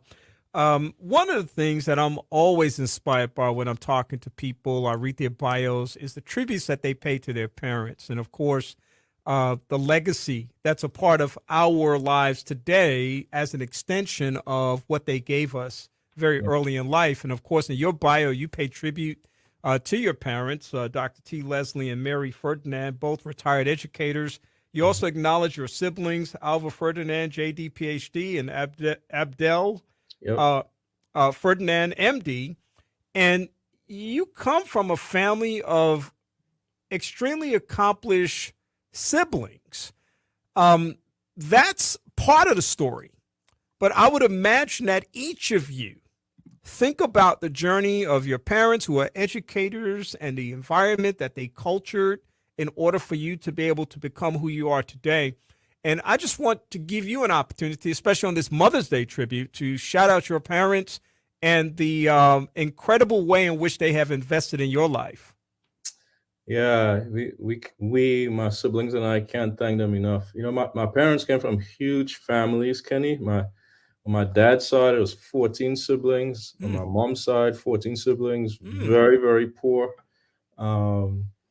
Especially on my dad's side, my grandfather, who was not Seventh Adventist, came into the message light and was just convinced that education was a big part of his kid's life, and not just education, Christian education. And he sent many of those 14 kids to to Christian schools. At elementary school, it was a Presbyterian school at the time. That was the closest. And then many of them went to the Seventh-day Adventist University in Trinidad, which decades and decades later, my dad became president of. Matter of fact, my dad became president of that university when my grandfather was on his deathbed. And I'll never forget that moment. My grandfather's lying there, and one of the siblings says, "Daddy, Leslie just became president of the university." And at that point, he couldn't talk. He had a stroke, but you could see the tears kind of coming down his eyes. And for my siblings and I, my parents said, "Look, guys, we don't have a ton of money, but you guys have brains, and you will have to use them in order to progress in this life." And so our parents were always very inspirational and very encouraging, and they try to give to us the things that they didn't have. Like, for all of us had music lessons, which was something they wanted to do, but they couldn't afford it. So we are just so thankful to them, and to my mother's bedrock of our family in so many ways. Not just educationally, but running the house. And my dad was traveling a lot because he was an administrator. So on this Mother's Day, I want to pay special tribute to Mary Janet and my sisters and I. We can't thank our parents enough. Yeah, I'm just reminded in this moment, I'm about to pay tribute to my mother and my mother-in-law in the last half hour of the broadcast today, but I can never, ever forget some of the most wonderful meals and dishes that she prepared. I'm even now thinking about her blueberry cobbler, which was like, nobody can do blueberry cobbler like Annie D. Anderson. Yeah. Your mom's favorite dish, as far as you're concerned, is? Oh gosh, this is Trinidad, so that could be anything: roti, doubles, fried fish. That could be now you make me crave that stuff. Yeah, but no, I'm so thankful to my parents, and my sisters. My sisters came along and did their thing as well, and I'm very, very proud of they're younger than I am, and I'm very, very proud of what they are doing. Really, really smart, much smarter than I am.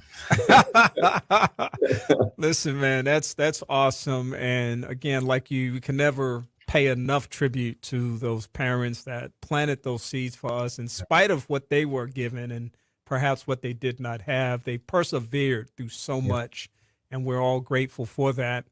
Dr. Jason Max Ferdinand could easily have a spot on my show once a month, once a quarter, but he is so busy. He's doing so many wonderful things that I would not think to eat up too much of his time. But I know in the last minute or so I want to give people an opportunity to know how they might be able to connect with you. I know you do have a social media presence. I'm sure you're on the website for the University of Maryland, but I think you're just doing so many important things that I want people to know how they can connect with you and find out more about you. Sure. Jason Max Ferdinand is my name on Instagram and Facebook. Then on JMax Singers on Instagram is the handle for my professional group now on Instagram. And Jason Max Ferdinand Singers website is also very, very active. Of course, you can see all the things we do here at the University of Maryland on the University of Maryland website, School of Music. We just encourage people to follow us and stay tuned. And again, especially after COVID, I'm just all about trying to bring some joy into people's life. It's been rough. And, the older we get, Kenny, you kind of at the stage of life where there's so much death around us, right? I mean, geez, there's so many death news I get from Huntsville all the time. I was like, man, and not just older people, younger people. I just heard of someone in their 30s passing yesterday. So, follow us, just trying to bring some hope and some joy and some reassurance to this world, because it's rough out here, but we could make it a better place if we all kind of stick together. Yeah. Absolutely. And stay with those positive things that have the potential to elevate us to a place, not to escape those things, but just to create some balance. I always say, what you're talking about, Jason, is unsustainable. If we're constantly taking it in, but we don't provide a filter for our lives, it is not sustainable. Eventually, it will eat us alive, and that's not what we want. My brother, thank you for joining me this afternoon. You always answer the call. I appreciate that. And I look forward to the next time that we're able to have a conversation. No problem. It's always a joy, Kenny. And hello to everybody in Huntsville. Miss y'all. Yeah, well, listen, we miss you too, but we know where to find you. That's right. On Saturday Night Live. Take care, my brother. Take care, Kenny. Take care. Bye. All right.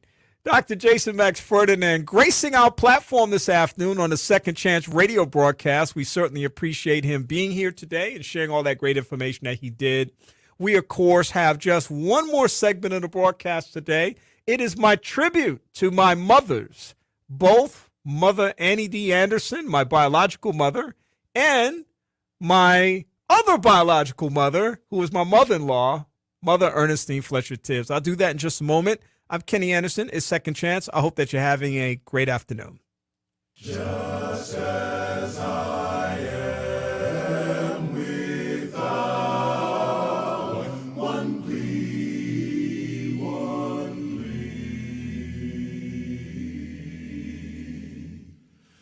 but that thy blood was shed for me,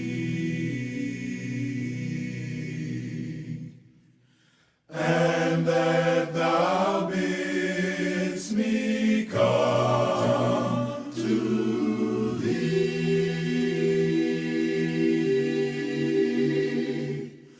O Lamb of God, I come.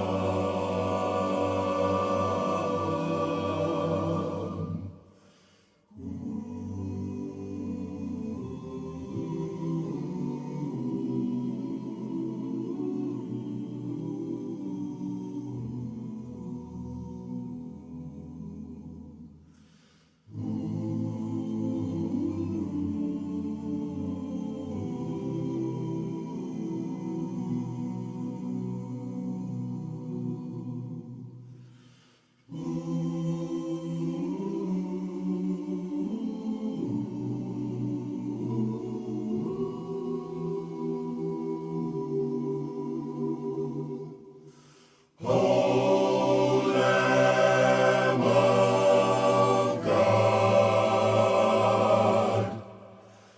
I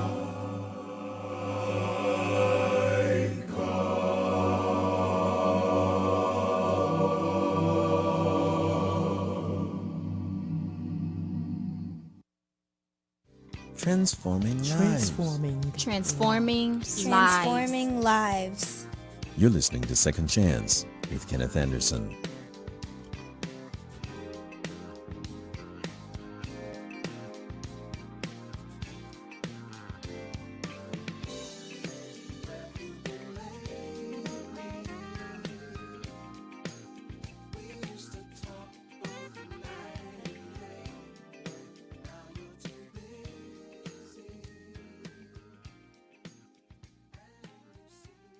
Welcome back to the broadcast. Happy Mother's Day to all the mothers out there. What a wonderful experience we've had today sharing with you on your special day. Again, as I said early in the broadcast, if you're close to your mom, if you're on your way to see your mom, if you spent some time this morning with your mom, I hope that you absolutely immerse yourself in her life, showing her all the love and affection that you possibly can. That you gave her a big hug, kissed on her cheek, on her neck, that you did something for mama today. Get mama out the kitchen today. She don't need to be in the kitchen today. Take mama out to lunch, dinner, breakfast. Do something for her because it's her special day today. And, of course, mamas come in all sizes and all packages and all experiences. So whoever you choose to call mama today, happy Mother's Day to you. Now, I, on this occasion, am always honored to share with you a story about my life with my mother, and it's actually called A Mother's Love. It is a letter that I wrote to my mother after she became ill in 1998. And I'm going to share that with you as I have so many times before on this special Mother's Day occasion. Over the last 3 years, though, I've had the chance to become very, very close to my mother-in-law, who passed on December 11th of last year. And I want to share with you today the memorial that I shared at her services here in the city just 5 months ago this month. So I want to pay tribute to both of those women today on the Second Chance radio broadcast. Today is Mother's Day, and I want to say happy Mother's Day to all the mothers out there. As many people can attest, there's no one else like mom, and there's nothing like a mother's love. I hope that each of you who can will take the time to remember your mother today. Whether that mother comes in many varieties is inconsequential. She could be biological, foster, adoptive, surrogate. Could be a grandmother, big mama, some other relative or concerned citizen who chose to take care of you. Whatever form she comes to you today, she's mama. Writer Marsha Ann Gillespie said, even today when we extol the virtues of our mamas, most often it's a litany of hard work and what she did without and what she gave, never what she took or expected or demanded as her due. As many look forward to this annual event with the great anticipation of creating new family members and remembering old ones, I am reminded about those like myself who no longer have the visible presence of their mothers in their lives. Let's also remember those whose mothers are no longer here, but whose love and care have had a profound impact on the lives of their children. Now, Mother's Day is typically a very special day to me because not only is it a day to honor and celebrate mothers, but my mother's birthday was on May the 9th. And this birthday, my mother would have been 99 years old. My mother, Annie Anderson, became ill suddenly and unexpectedly in the early spring of 1998. It is frequently said that we should give people their flowers while we still can, so that they can truly appreciate them. Well, shortly after she was hospitalized, I read a special tribute to my mother on this weekly radio broadcast entitled A Letter to My Mother. The following is that letter. Dear Ma, I trust and pray that this letter finds you in improving health. I have been praying for your recovery. I've been blessed to have you this long. I guess I've grown selfish and I don't want to lose you. I love you so very much, and I realize that I don't tell you enough. So I thought that this would be the perfect time to tell you I love you and to say thank you for everything you've ever done for me. Thank you for providing a warm, loving, supportive environment at home. Thank you for making our small apartment in public housing on the Lower East Side of Manhattan feel like a huge mansion in Beverly Hills. We were rich because of your love and kindness. Thank you for your lifelong demonstration that a man and woman could have a happy, healthy, enduring relationship because you and Daddy loved each other for 43 years and you loved your children. Although my earliest memories of my childhood begin around age 5 or 6, you have told me the stories of how you would lovingly sing to me as a baby. He was a big boy yesterday. Boy, you ought to see him now. You've also told me about how I got the nickname Charlie. You told me how I used to smile with joy whenever the Coasters sang their song, Charlie Brown, and somehow the name stuck.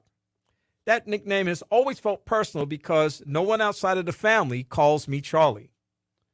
Thank you for providing a spiritual foundation and instilling a knowledge of and a love for God and helping to define my spiritual journey. I haven't always done everything as I should have, but your guidance, love for me, and trust in God helped me to get back on track, even in those instances when I strayed. Thank you for your commitment to morning and evening family worship. It was part of the lifestyle that you promoted every day of my young, impressionable life. I guess it was no surprise that I took my stand for baptism at the tender age of 8. Why would I not want to be part of such a positive experience as you had represented through your own personal example? Our house was always filled with your piano playing and beautiful voice singing and later humming sacred melodies as you joyfully went about performing various tasks. Thank you for teaching me to reverence God and to reverence His Sabbath day. Friday, Preparation Day, was a special time of preparatory activities in anticipation of meeting God. A time of setting aside all burdens and cares of the week and seeking physical, mental, and spiritual restoration through communion with God. Thank you for making the Sabbath special by setting aside a Sabbath suit and preparing a special meal and sharing Bible stories and playing Bible games with us. Thank you for teaching us those Bible verses. Do you remember how I made you proud every 13th Sabbath by being able to recite my memory text and the picture that they took of me for our little friend? Thank you for emphasizing the importance of family. I was not allowed to disrespect you and Daddy or Tiki, Babe, and Zimmy. You practiced love and you expected love. You took the time with us that we needed to benefit from your guidance and your wisdom. Thank you for making meal times family times. There was no such thing as everybody eats whatever they want, whenever they want, wherever they want. You called and we came, and we ate, and we talked, and we shared, and enjoyed each other's company. Thank you for the museum trips, and the park trips, and all of the family time that we shared. Thanks for putting up with Daddy while we indulge our passion for baseball and spent the whole day at Yankee Stadium sometimes, taking in the doubleheader. Daddy knew you wouldn't be happy, but he stuck it out for me, and you worked along with us. Thank you for the summers at Victory Lake Camp in scenic Hyde Park, New York. There was nothing like leaving the asphalt jungle for the rustic setting of the campground. Those yearly 6-week visits were like a little heaven on earth. It was always an added thrill when you and Daddy would visit and bring the goodie bag. Thank you for those fond memories. Thank you for restricting our access to the television and emphasizing the importance of education and reading. My love for reading today is a direct testament to your support for academic excellence. Thank you for being firm but flexible in your educational guidance.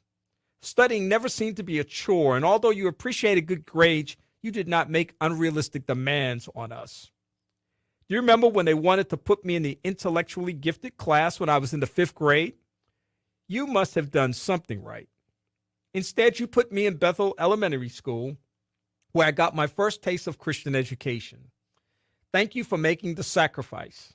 I know it wasn't easy, and I still don't think I know all of the sacrifices that were made to keep me and my sisters in that school. Do you remember the spelling bee at Northeastern Academy when I represented my 7th grade class? I don't know if I ever expressed to you my embarrassment. That should have been my 9th grade class. I don't know if I ever expressed to you my embarrassment about being spelled down on my first word. I still have trouble saying this today. Mattress. I missed the T. I do remember you consoling me and my wounded pride. You'll be happy to know that the other day I spelled tetrahydrocannabinol and psychoneuroimmunology for my psychology class. However, I still seem to have trouble with mattress from time to time. Thank you for the chance to attend Northeastern Academy for a year. The school was still in the Bronx on Forest Avenue, and this was Black Spade's turf. This was long before Crips and Bloods, but equally terrifying. You could be standing at the bus stop and get your Playboys or your Kangol or your leather jacket ripped off in a heartbeat. Some people even got beat up. Do you remember the day I came home and told you and Daddy that this young guy had tried to take my bus pass? He stopped me and tried to shake me down. And even though I was small for my age, he was smaller and shorter than me. I guess that somehow made me brave that day. And after initially being scared off by some people, he caught up to me again and tried to harass me once again. That's when I pushed him and took off running for the train station. He didn't catch me. Repeated incidents of harassment within the school and without led me to the decision that I did not want to return for another year. Thank you for respecting my decision. Of course, the school moved to Upper Manhattan the next year. However, I was content with my decision to enroll at Seward Park High School. This also led to my first job. Do you remember? After Tiki got a job, I decided that I was going to go to the vocational guidance counselor every day until he either banned me from his office or gave me a job. Ultimately, he found a job for me. I became a foot messenger, delivering letters and packages all over the city. Do you remember my excitement about meeting all of those celebrities? It was a fun job, and it helped me to save a few $100s to contribute to my college education. If I had 1,000 tongues, I don't believe I could thank you enough for enabling me to have the Oakwood College experience. In 1975, tuition was only $700 a quarter. That's painful for me even thinking about that today. But that was a lot of money for you and Daddy. I don't think that I've ever really let you know how much I appreciated your support. You could easily have given up, but you didn't. The money wasn't always there, but God provided, and I finished in 4 years. Thanks for sending all of those letters. I still have some of them today. Thank you for coming to my graduation. I believe that was your first trip to your future home. And thank you for supporting my post-Oakwood decision to remain in Huntsville. You've always given me autonomy while remaining supportive of me.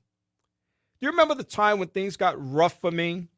I was out of school and didn't have a full-time job. I was getting $63 a month in food stamps, and I was sleeping in the hallway of my friends James and Floyd Mickens' apartment on Oakwood Road for 9 months. That was a very difficult time. I don't think I told you everything that I was going through, but you somehow sense that I was having some problems. I guess that's just a mother's intuition. You wrote me a letter telling me that I was always welcome to come home. I was moved to tears by that letter, and I still have it tucked away today. You've always been supportive of me, and I thank you. Thank you for giving me $100 to purchase my first car. You never saw it, but you know how we used to describe certain cars as lemons? Well, I had a true lemon. It was a 1969 AMC Ambassador, Army-issue green, rectangular in shape like a tank, with multiple dents, a broken driver's side door, and a mind of its own. Me and my friend took 2 young ladies from Oakwood to the mall one day. A car was quite impressive to freshman ladies, so we thought we might impress them. Unfortunately, the car had other ideas. Our initial trip was fine, but as we returned, the car began to sputter and chug along at about 10 miles per hour on University Drive.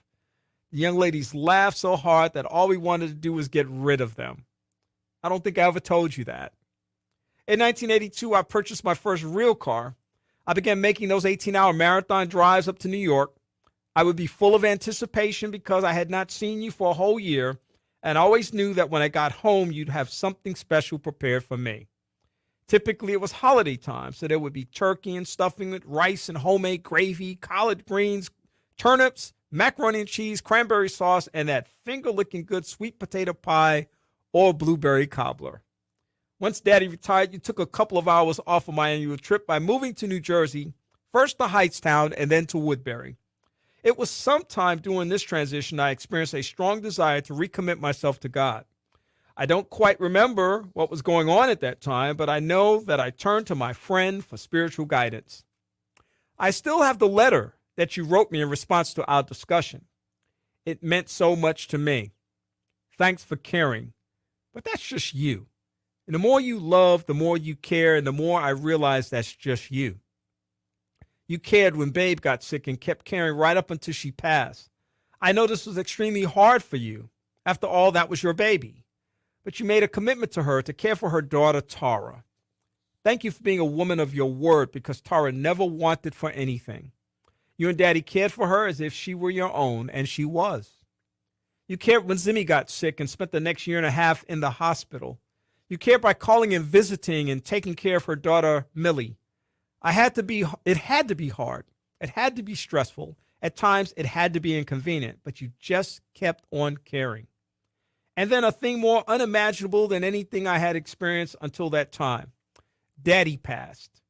My hero, my mentor, my friend. I remember how proud Daddy was of his family, especially you, the great love of his life. It seemed like the more he loved God, the more he loved you, and the more he loved us. I remember sitting with you on the sofa talking about what a good man Daddy had been. Imagining the pain that I was enduring as his son, I suddenly realized that I could not begin to fathom the pain of the separation that you were feeling for your love of 43 years. Sometime during our conversation, I noted that I could never remember hearing Daddy raise his voice in anger towards you. Your response was simply, he never did. Together, you and Daddy taught me some great lessons about life. Thank you for all of those times. Just a few months ago, Zimmy passed. The sting of death has been cruel and painful, yet you keep on going. Throughout her illness, you were there by her side. When you moved to Huntsville, she followed you, and you kept on caring and loving. I've watched you, Mom, and I've admired your courage and your strength. I realize that God's grace and mercy have carried you through. He's been your anchor. He's been your shield. I know you're tired. I know that you've experienced a lot. You've been there for me, and I want to be here for you. And I will be here for you. I love you dearly, and you mean the world to me. That ended the letter that I wrote to my mom. When my mother passed on March 30th, 1998 at Huntsville Hospital, losing her was one of the most difficult experiences in my life. I didn't want to let go, and I thought that if I could have had my way, I would have kept her forever. I held her right hand while my sister Jackie held her other hand as her life slipped away from her in that hospital room, and she breathed her last breath early that morning. Only then did I reconcile the pain of this difficult moment. As I sought for a way to hold on, the answer came to me and simply said, let go. You see, as she involuntarily released her life that I was so desperately trying to hold on to, I voluntarily embraced her spirit. I was still alive, and as long as I would live, my mom would live through me. Whatever good thing anyone has ever seen or found in me is only a consequence of my mother's love and commitment for my siblings and me.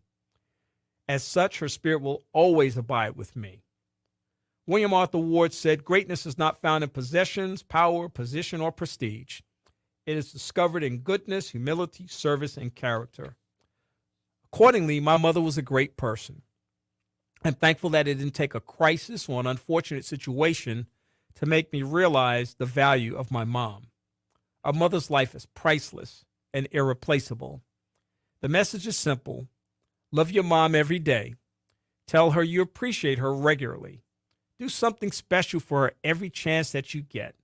Don't wait until special occasions to show her how special she is.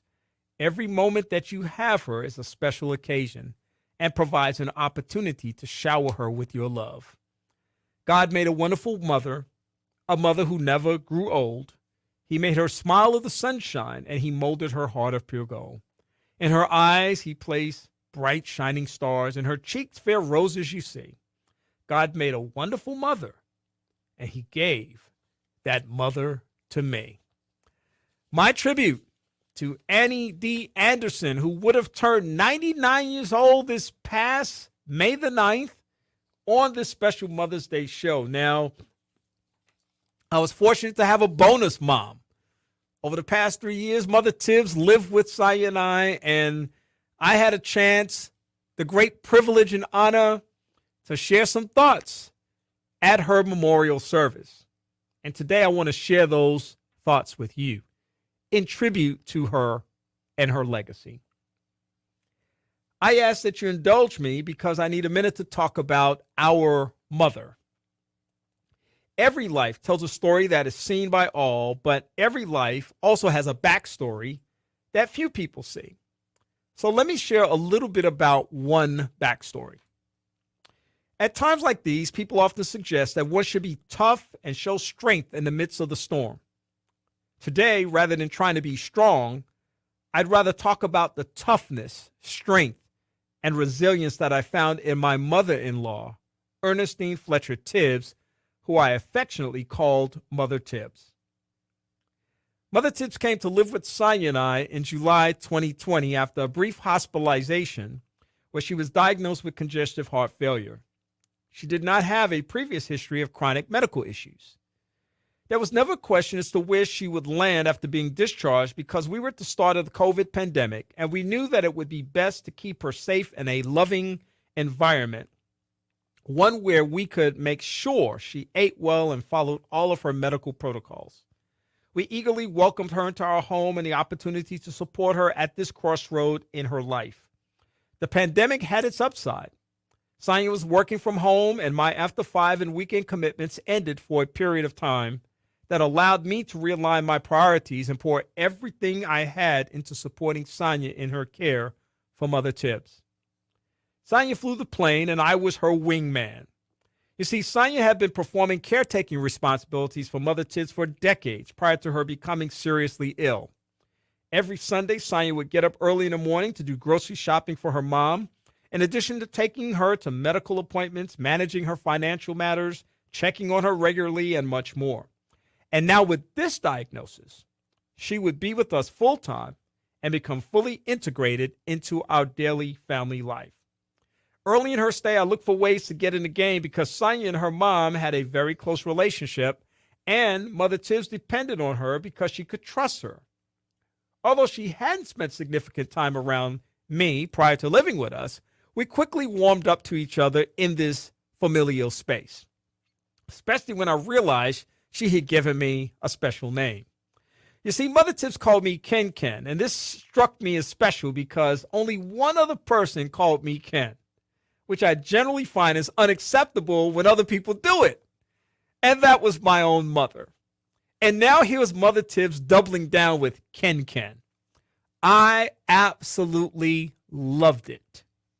I checked on her regularly every day, and whenever I called just prior to talking to her, Sonia would say, "Mommy, guess who's on the phone?"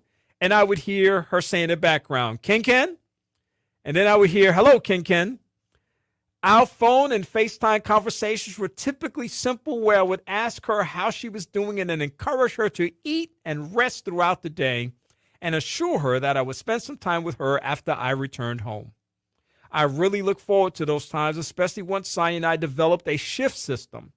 Typically, Sonia would begin the day with checking vital signs, breakfast, and routine monitoring throughout the day, all while managing working from her home as a branch chief for the Army, a role with considerable responsibilities.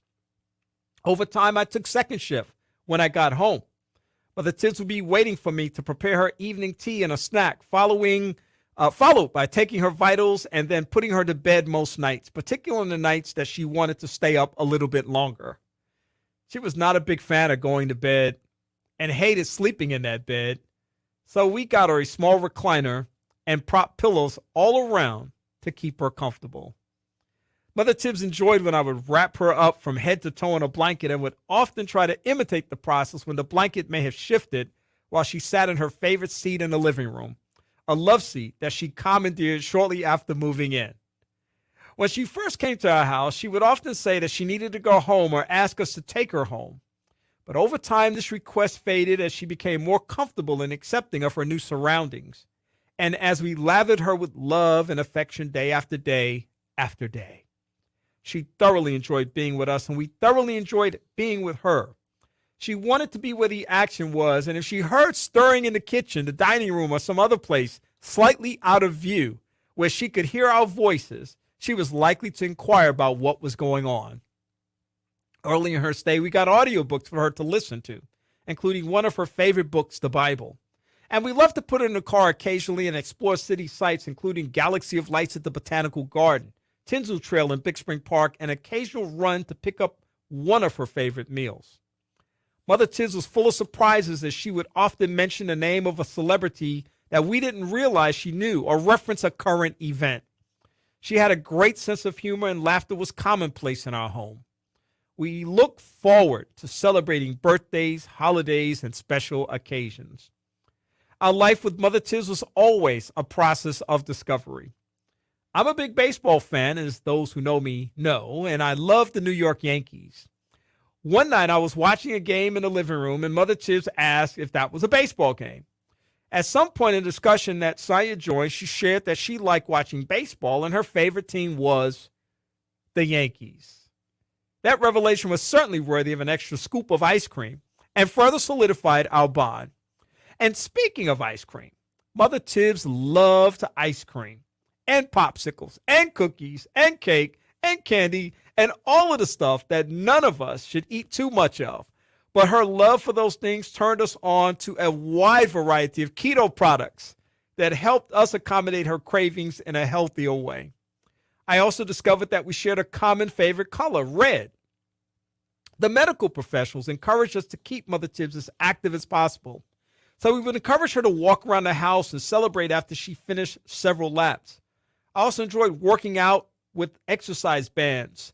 We would do 10 across, 20 side to side, and then finish with 10 more. Sonia found some puzzles with larger than normal pieces that she would assemble with me, and one of her favorite joys was decorating the Christmas tree, assisting me with assembling gift shoe boxes for Operation Christmas Child. Every success ended in another celebration, and we became her greatest cheerleaders. And speaking of cheer, Saturdays were for music. Gospel music played on a video channel, and Mother Tibbs enjoyed listening and singing to some of her favorite artists and songs, including Fred Hammond's Jesus Be a Fence, Kirk Franklin's I Smile, Andre Crouch and Marvin Winans' Let the Church Say Amen, and Hezekiah Walker's Every Praise. Mother Tibbs loved the music and could often be found clapping her hands and patting her feet. We enjoyed seeing her expressions of joy. Cy and I learned a lot about the medical landscape as we learned through first-hand experience how to support a person with multiple health challenges and balance the many demands placed on her.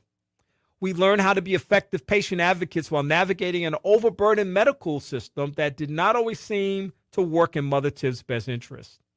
We persevered through 4 additional hospitalizations during her time with us, and each time we spent every single night with her at the hospital. I shared with Sonia that we didn't need to leave her alone and that we needed to be available to support her recovery. There were half-day and whole-day shifts over several days, but between Sonia, Tyler, my brother-in-law, and myself, we found out it was better that we be there for her, and our experiences confirmed this. Mother Tibbs fought her way through each admission, and we were grateful even though each time she returned weaker than the previous time. There were regular visits to the Heart Center, her primary care physician, cardiologist, eye doctor, and others, and I loved being there for those opportunities. On many of those visits, Mother Tibbs, when asked, "Who do you have with you?" she would proudly say, "My daughter and son-in-law." Sonia and I learned a lot about caring for wounds caused by fluid buildup in her legs, stabilizing her blood pressure that often ran low, lowering her blood sugar levels, and balancing fluid intake, and much more. Mother Tibbs' mounting health challenges included a failing heart, failing eyesight, fluid buildup in her stomach and lungs, increased dependence on oxygen, limited mobility, medications, and more, but she kept fighting and pushing through it all. And each day gave us another opportunity to comfort her and provide her with the love that she deserved. There were many sleepless nights in which both Sonia and I would constantly check on her during the night because she didn't typically like to sleep or had difficulty because she was uncomfortable. As she moved from independence to dependence upon a cane, walker, wheelchair, and finally full-time bed, Mother Tibbs pressed on. Being removed from her typical spot in the house was difficult for all of us because she loved being near us. And so we would spend significant time going to her room, feeding her, cleaning her, checking on her, having devotion with her, and just hanging out with her. Mother Tibbs celebrated her 78th birthday in June of last year. And I posted a message on Facebook that received over 200 comments. As I read many of the comments to her, Mother Tibbs began to cry. And you could see how much she felt loved as an extension of the many well wishes acknowledging her special day. There were many who prayed for her, and we could see the evidence of answered prayers throughout her journey. And we thank those who supported us through their prayers. In July, we made the decision to transfer her to hospice. This was not an easy decision emotionally, but it was a good decision from a physical support perspective.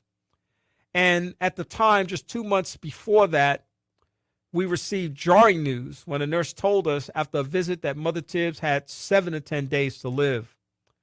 We resolved that we would continue to stand with her, whatever the outcome, and she continued to show that resilience that had become so characteristic of her illness, and we did so until the end. Mother Tibbs brought indescribable joy into our home that became her home, and we never failed to assure her of that. I could not wait to get home to see her every day, and she loved it when I or Sonia would return home and spend time with her. She had a beautiful smile, and I would often say, "Let me see that Mother Tibbs smile," and she would break out into the brightest smile that would just warm our hearts. Caring for Mother Tibbs was never an obligation, but an honor. Never a burden, but a blessing. I've told many people that my greatest honor over the past 2.5 years was to be able to support Sonia and Mother Tibbs on her health journey. Earlier, the week before she passed, I noted that blurring the lines between mother-in-law and mother was a great privilege for me. Now that she's taken her rest, we're confident that our care for her significantly improved not only the quality of her life, but extended her life as well. We will cherish the many memories that we have as a result of this time spent in service to her and look forward to seeing her again as we believe all is well with her soul. Finally, many of you know that I'm an educator and have a passion for student success and working with interns. In 2013, I established the Jack and Annie Anderson Second Chance Endowed Scholarship at Calhoun Community College in honor of my parents. And in 2020, I established the 212 Community Service Endowed Scholarship at Oakwood University in honor of the school that launched my career in psychology. Well, a couple of years or so ago, I visited with the Alabama A&M University Foundation and asked about launching a third scholarship at the alma mater that Sonia and I share. She's the class of 1989. I'm the class of 1990. While making final preparations for Mother Tibbs, I learned something extraordinary. I learned that she too had attended Alabama A&M University many years ago, but not finished the course. Her desire was to become a social worker and to help people, and this time of transition and reflection presented an opportunity to transform this moment of sadness into a moment to honor Mother Tibbs' legacy and her desire to help others. During her memorial service, I announced the launch of the Mother Earnestine Fletcher Tibbs Memorial Scholarship that is being endowed at Alabama A&M University and directed towards students majoring in social work who have shown resilience in their efforts to obtain a degree.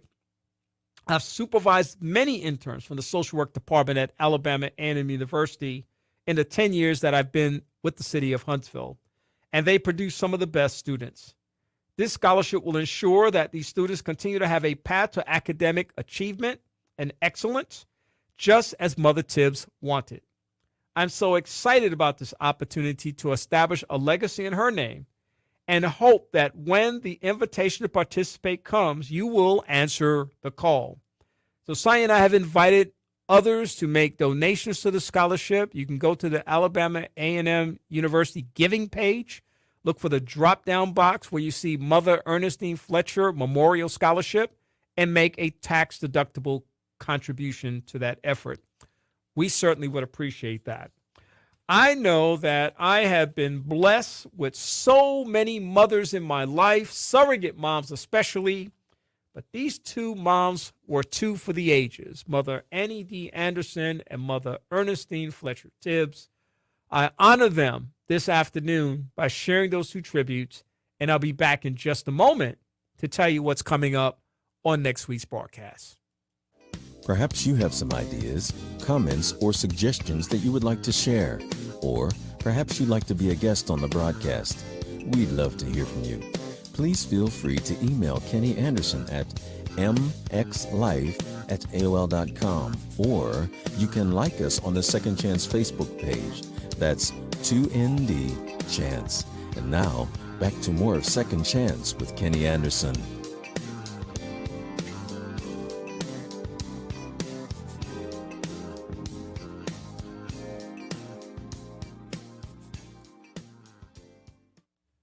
Thank you once again for a great show today, kicking things off with the Honorable Governor Phil Murphy, the governor of the state of New Jersey, sharing time with us this afternoon. Appreccia Faulkner joining us from Chicago, the founder of Global Strategists Association. Dr. Jason Max Ferdinand joining us from the University of Maryland in Maryland. And of course, we are so thrilled anytime he comes onto our platform. So we had kind of a little national show today with people joining us from lots of places. And then finally, my tribute to my biological mom, Mother Annie D. Anderson, and my stepmother, who I always say there's really no separation in terms of my stepmother. Mother Tibbs was my mother, and I appreciate being able to share those tributes and testimonies today on this special Mother's Day broadcast.